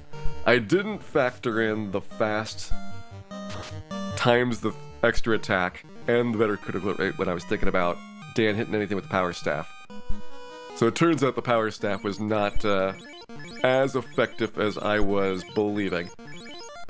But we did get through the carry fight like that. Let's go ahead, Pro Cape up. I'm going to do Pro Cape for Kraken. Make sure we got our weapon swap here. Thor. Yep, that's going to be our best option. We're going down early, which means I'm going to get the extra Sea Shrine Pile of Pain, which is definitely a big pain. But potentially reducing one vampire fight on the next floor, which would be an even bigger pain.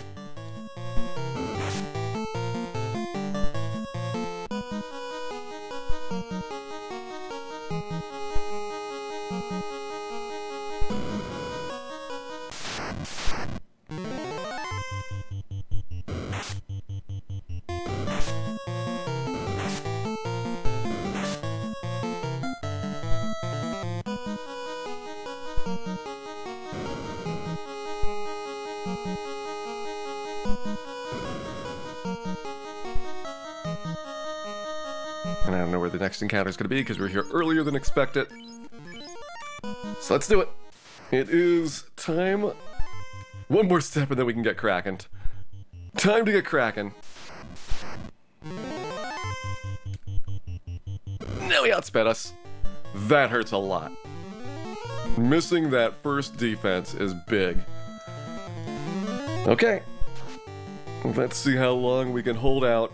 Criticals and lit 2s are going to wear us down.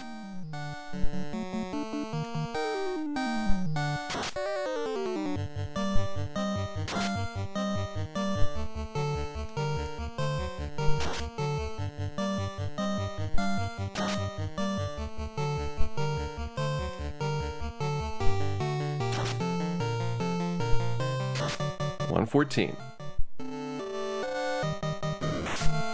That's not good. Not good. 167.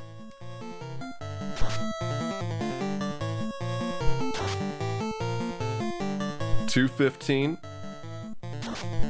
We're only a quarter of the way through this fight. $262. We need to use a lot of inks and a lot of misses.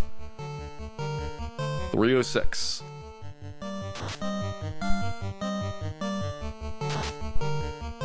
$338, do not have cure for. White wizard only. $379.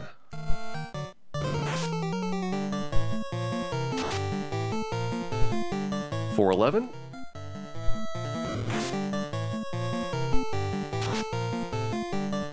$452.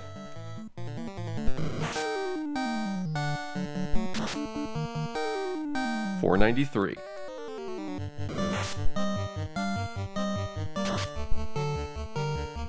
$534.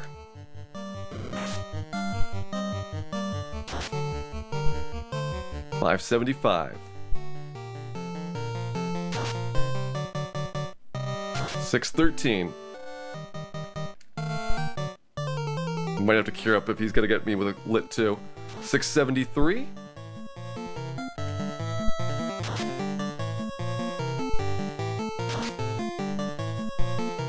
$709. $755.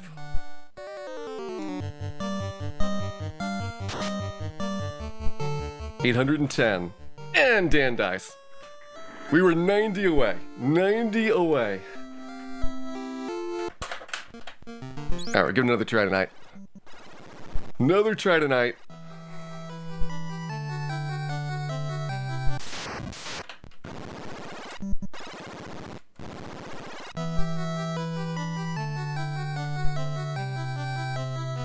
It's that very first hit. Like, that 483 was tough to come behind from. If we hadn't gotten that, if you hadn't gotten one defense up, then we're saving 250, which would have been enough to survive that hit, and probably some more lit 2s as well.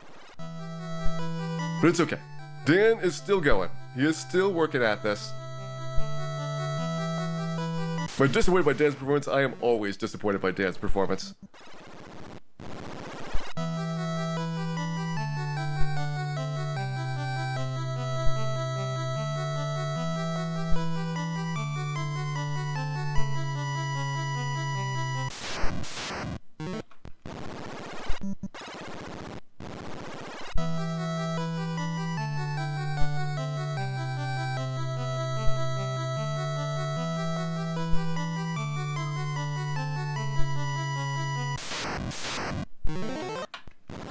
Should be 2 more to skip.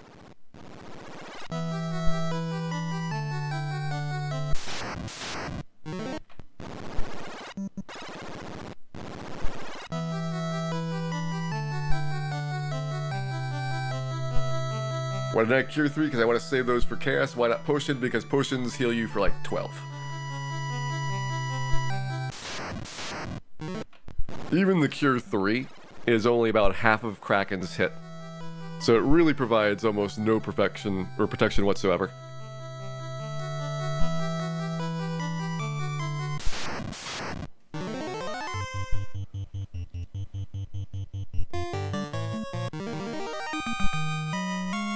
Cure 2 is even less, it's like a quarter of a hit. Alright, here we go. Try it again. Let's get our first one set up. So we've got Mage Staff and Heal Staff in there.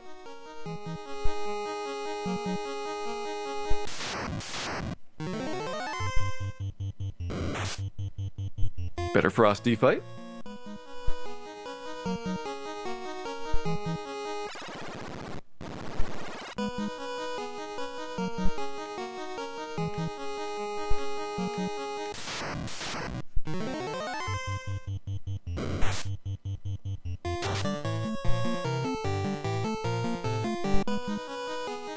One heal potion.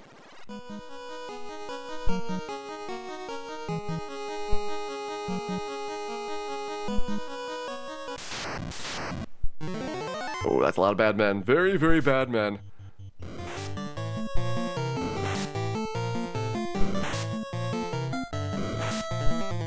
Ugh. 7 heal potions. 8 heal potions used. Dan, of course, goes last among all of the bad men. Not a single one was discourteously cut ahead of.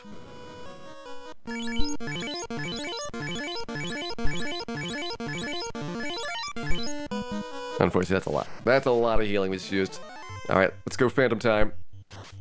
Yeah, save 4 potions there. They are pretty much the worst men.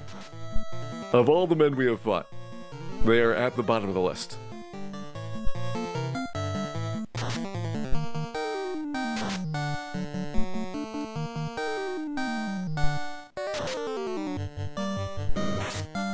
Ah, we got criticaled. There's another 9 potions. And I can try and heal that up in the purple worm fight, but it's gonna be a lot of heal staffing there. Definitely not as good of a start as our first 2 tries.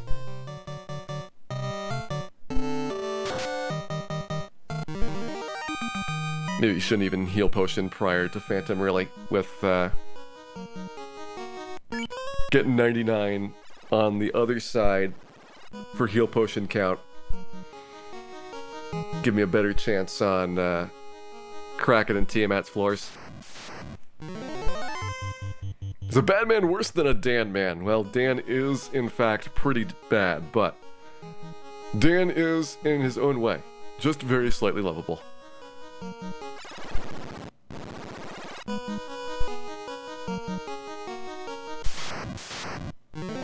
Another double purple worm.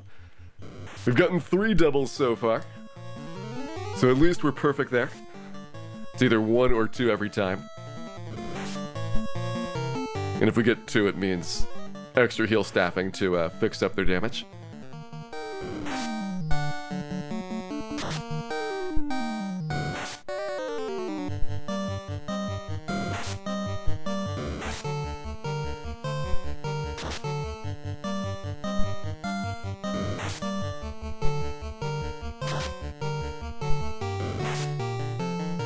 That's not a great critical. It's like another 15 heal staff rounds.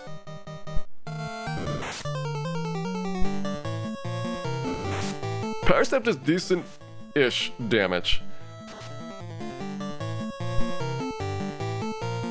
It unfortunately does not do enough on a couple of key fights, as we found out in the carry test.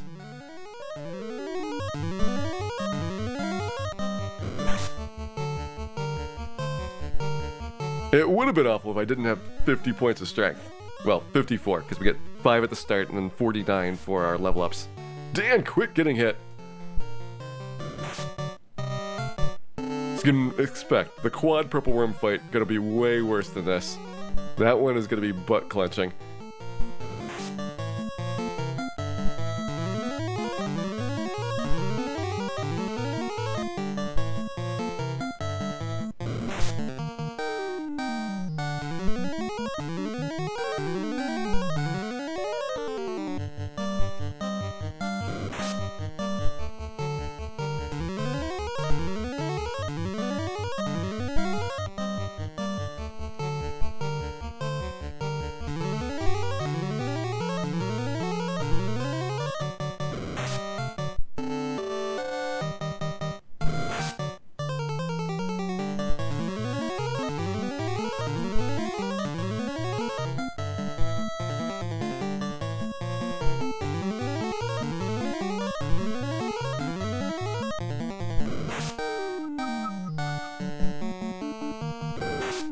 Just healing away, an average of 18 healing per round.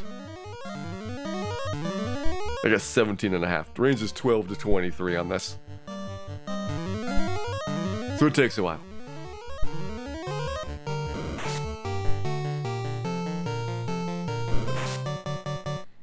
Well, next 30 hours in. We're either going to be way under 35 hours or probably right at 35 hours, depending on how Temple of Fiends goes.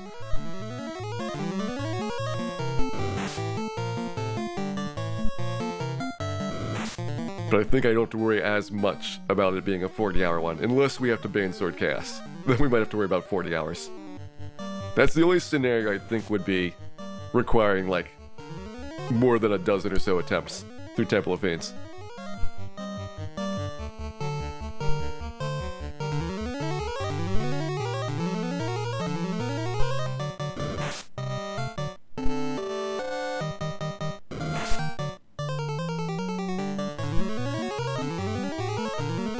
Yeah, no exit. So a couple things White Wizard would give us. You'd have Thor Hammer equipped, which is way more damage. More attacks per round, and much, much higher base damage. You can actually pound things pretty hard. You'd have Cure 4, which almost trivializes the boss fights. Just one Cure 4, and, you know, Carry, Kraken, Tiamat, even Chaos are all pretty doable. It's like, other than instant death, there is not much you'd have to worry about with a Cure 4. Fade would give you more offensive options, but you wouldn't need them, because you've got enough attack power. Like, maybe against Chaos, it's nice to have Cure 4 plus Fade, so that when he Cure 4s, you get enough of a head start with the Masbeam that you're not worried about him getting back to Cure 4 a second time. Got a minimum of 8 rounds, on average 16 rounds to kill him. And if your Masbeam's only doing like 200 damage, then that's not a great little bit of potential there. And then Exit.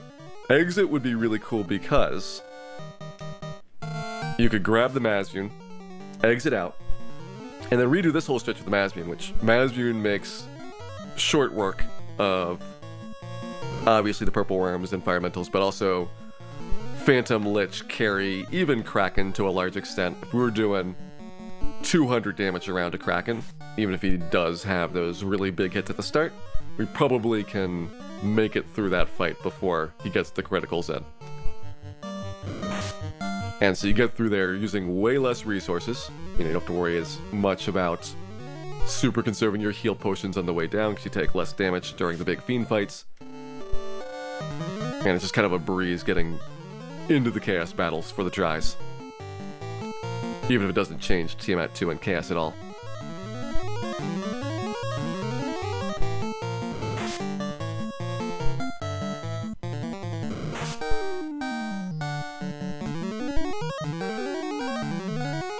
Bait on Chaos 3 and 256, yep, that is our backup if we can't kill him with the Masbeam.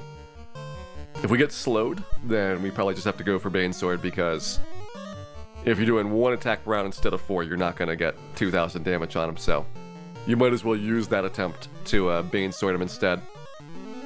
But ideally we get at the Cure 4 Dan fully healed, and we just start attacking with Masbeam and finish him up before he gets too much damage on us, because we really can't take the time to heal during that fight too much. On average, he does more damage per round than the Cure 3 is going to cure. At least I think he does. If he does a lot of physicals and we've got the defense swords up, it might be a different story. That we might be able to, on average, win with the Cure 3s, but only by a small amount. And since we only have 9 Cure 3s, it's not going to be enough to tell our favor. So most of those Cure 3s going to get used up just getting ready for him to Cure 4 himself.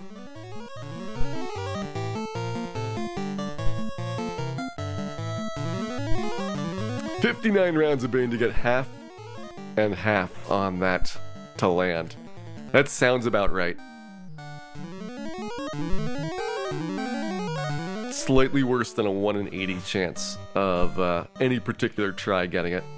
Now the good news is you can probably get a good dozen or so attempts in with the Bane Sword. So you got, on a single trip, some chances. It's not like it's one trip all the way through and then one Bane Sword try.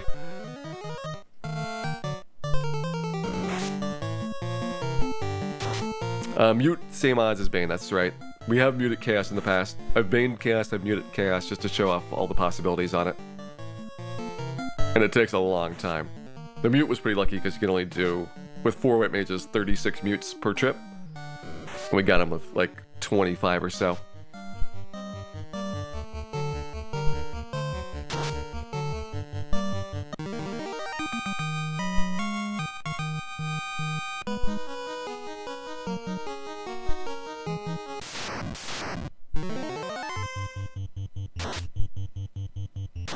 Not ideal. Really not ideal. Very not ideal. That's like another 6 or 7 heal potions we lost. Almost worst possible Frosty fight there. It's like on average you should be taking, I think, less than 60 damage, which would be 2 heal potions.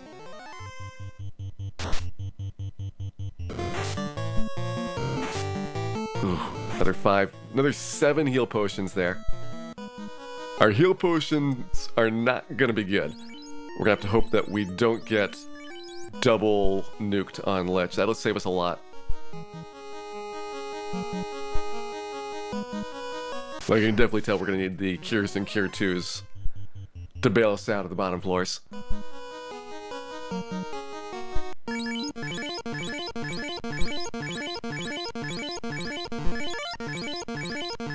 $78 going into this. If I need like 10 afterwards, and then we can heal staff our way up on the Agama fight to get the rest of it. I'll have like 2 tries at that. Here we go, Lich time, Light Axe. See how we do in comparison to that Mage staff before. Yeah, a little bit better. Let's see when we actually resist it.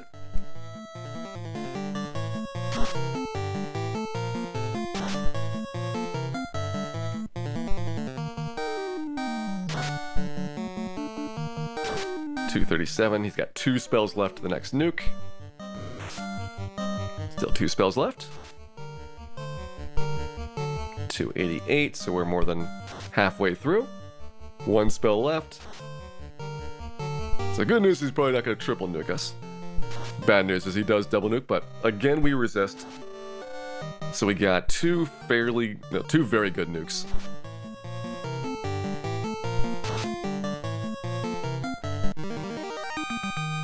And not too far off. So yeah, I think he would need to physical like 3 times for us to avoid the second nuke. This is unlikely. He's got a 75% chance of doing physicals, or doing spells, and 25% chance of physicals.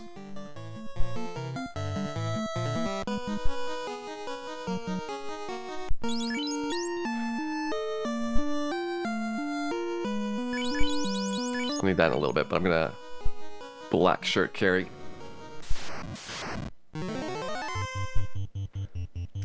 Might just get my health back on the fire elementals. Can White Mage be one-shotted by Kraken? No. I don't think it would be possible. Probably can't do more than like 600 or so damage. It's a lot, but survivable.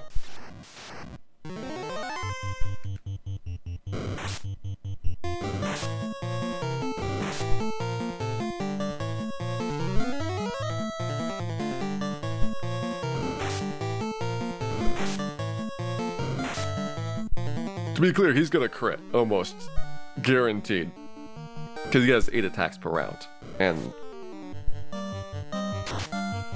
sometime during the fight probably gets on average like 3 or 4 total crits across those 20 or so rounds that we need. So it's not like you're never gonna see a crit from him, but it won't be like every single time. So I don't think any way that he could crit like multiple times in the same attack. Well, there might be one time he can crit multiple times in the same attack. He gets 2 crits, but he can't get like 8 crits. Does he ever start with ink? Yeah, it'd be about 25% of the time that he inks. Ink or lit 2 at the start is beautiful. Or if we outspeed him, which is 50-50. So we have like a 75% chance of not getting walloped at the start. Unfortunately, that 75% of the chance is the one that we never see. Almost always get the Kraken hello. Alright, just one little bit for softening. Don't want to overkill this guy, and let's go ahead and get healed up.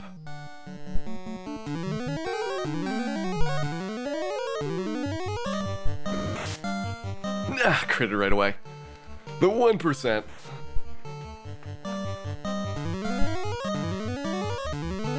That'll slow me down 10 rounds, which gives him a chance for another 1/10 of a crit here.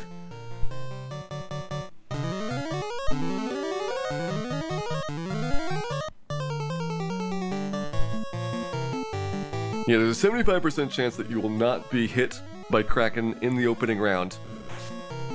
That is the other 3 Light Warriors. Dan, the 25% is guaranteed.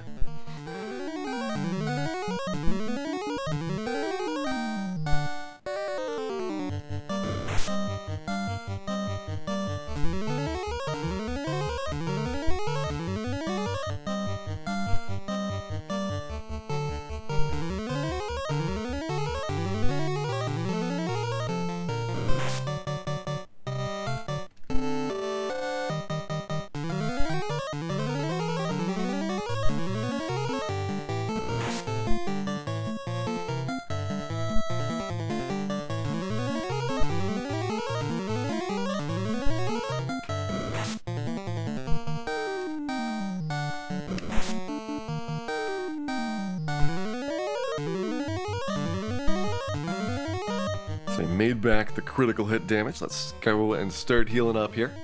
So I decided not to heal on the Agamas because you do get a small amount of loss from their heat skill. It's about 1 in 8 of your heal staffs are cancelled out by those. And these guys will be a better choice as a result. In this case where we got so little nuke damage that I wasn't in danger of not being able to get this fight under control before the heal staff started.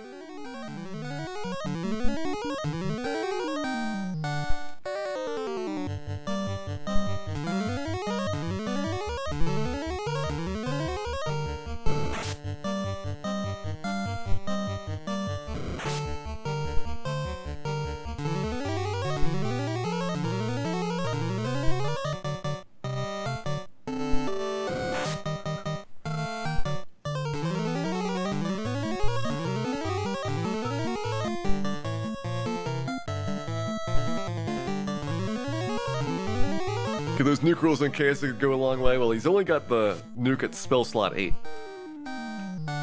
So you only get 1 nuke on him. But the thing will be that he got the tornado and swirl and other non-elementals that he does. So he's got a lot of other ways to damage you pretty severely, even besides that nuke roll. It's the reason why Cure 3 doesn't really keep up.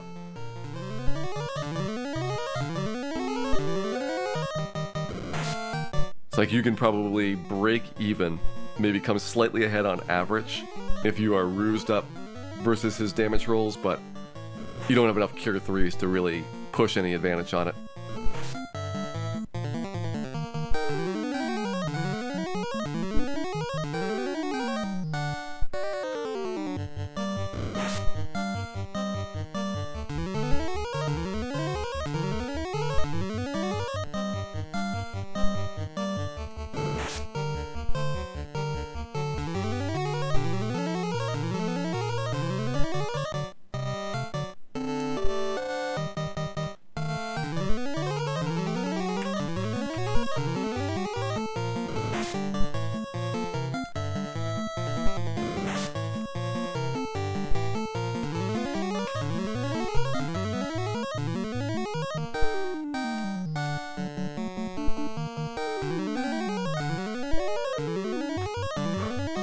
Alright. Last heal? Hopefully last heal. Don't get crit, Dan. Don't get crit. Playing as the black shirt again, that's right. Black shirt, I think, is going to do much better than our power staff will.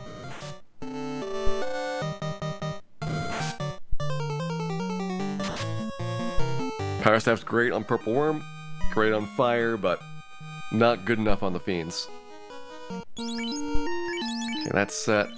There's the black shirt in place. Sucks that we lose the pro cape, but it's the sacrifice we have to make here.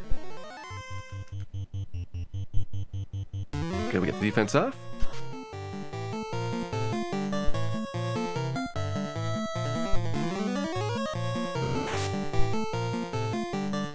Let's go.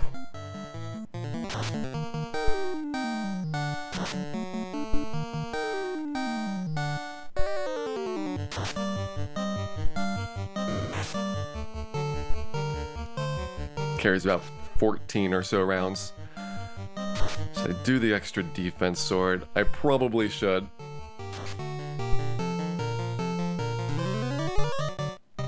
Rub through the ribbon. 3 and 256. Be the same odds of being Bane through ribbon. I just did a 4th defense sword. Alright, that's okay. It's excessive, but it doesn't hurt us. Too much. Might hurt a little bit. Especially we get 20s. Those hurt a lot.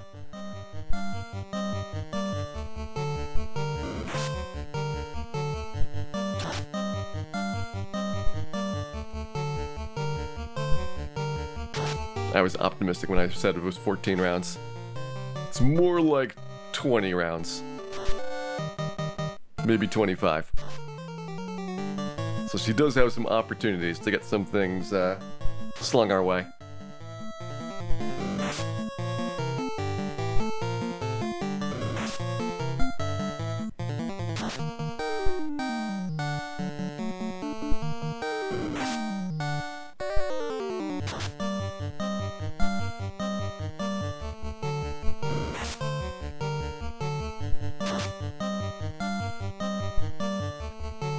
Excellent seeing that 40 there.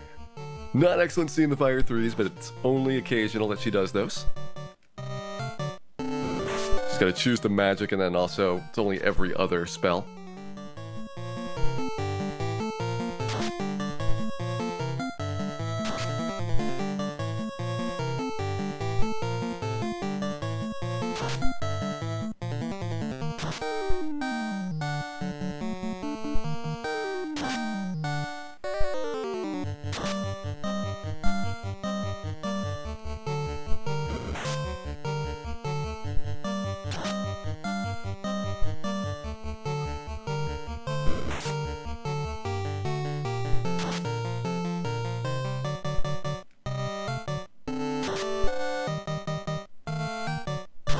Should be getting pretty close.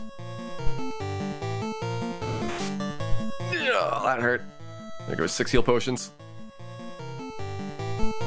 That's why you don't want to heal staff during carry. Doubled! No! Got a delay. We're gonna wait. Hopefully get to a different random number. I don't think it was an RNG loop, because I got a different amount for the rolls, so... It was 2 of the 3 different critical hit values. And there we go. Well, heal potion quantity not the best after that. We do have our cures and cure 2s, and even the heal 3s that I can use. I think it'd be okay. Like, oh, if you only use 25, 30 heal potions on each of these 3 bosses, you're fine. But you've got the random encounters on Tiamat's floor, much more so than this floor, I think, in terms of the total threat level. Even though this does hurt a lot, the vampires are gonna hurt way, way more. Oh, that was bad. I don't have my pro cape on, so I'm taking a little bit of extra damage here as well.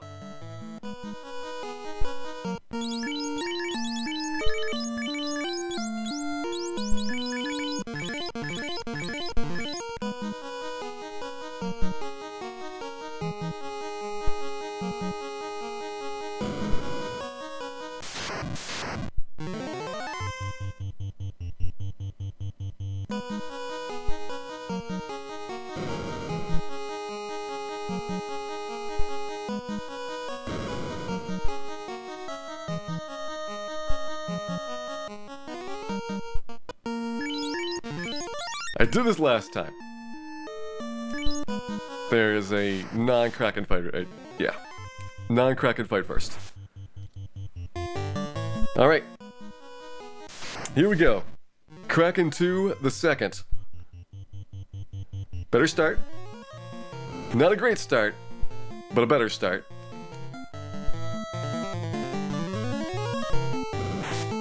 Not a very good start. Alright, we already got one Kraken crit in there.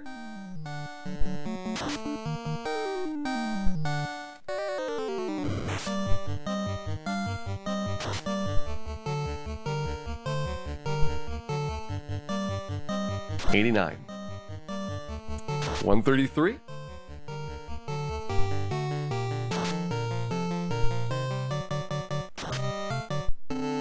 $190.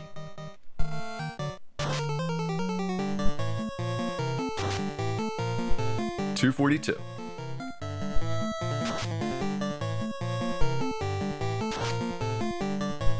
290.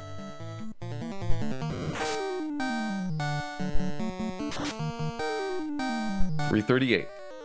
He's got 900. 386.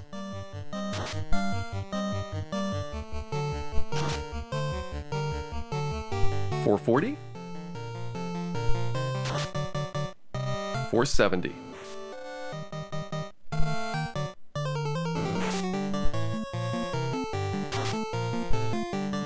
515.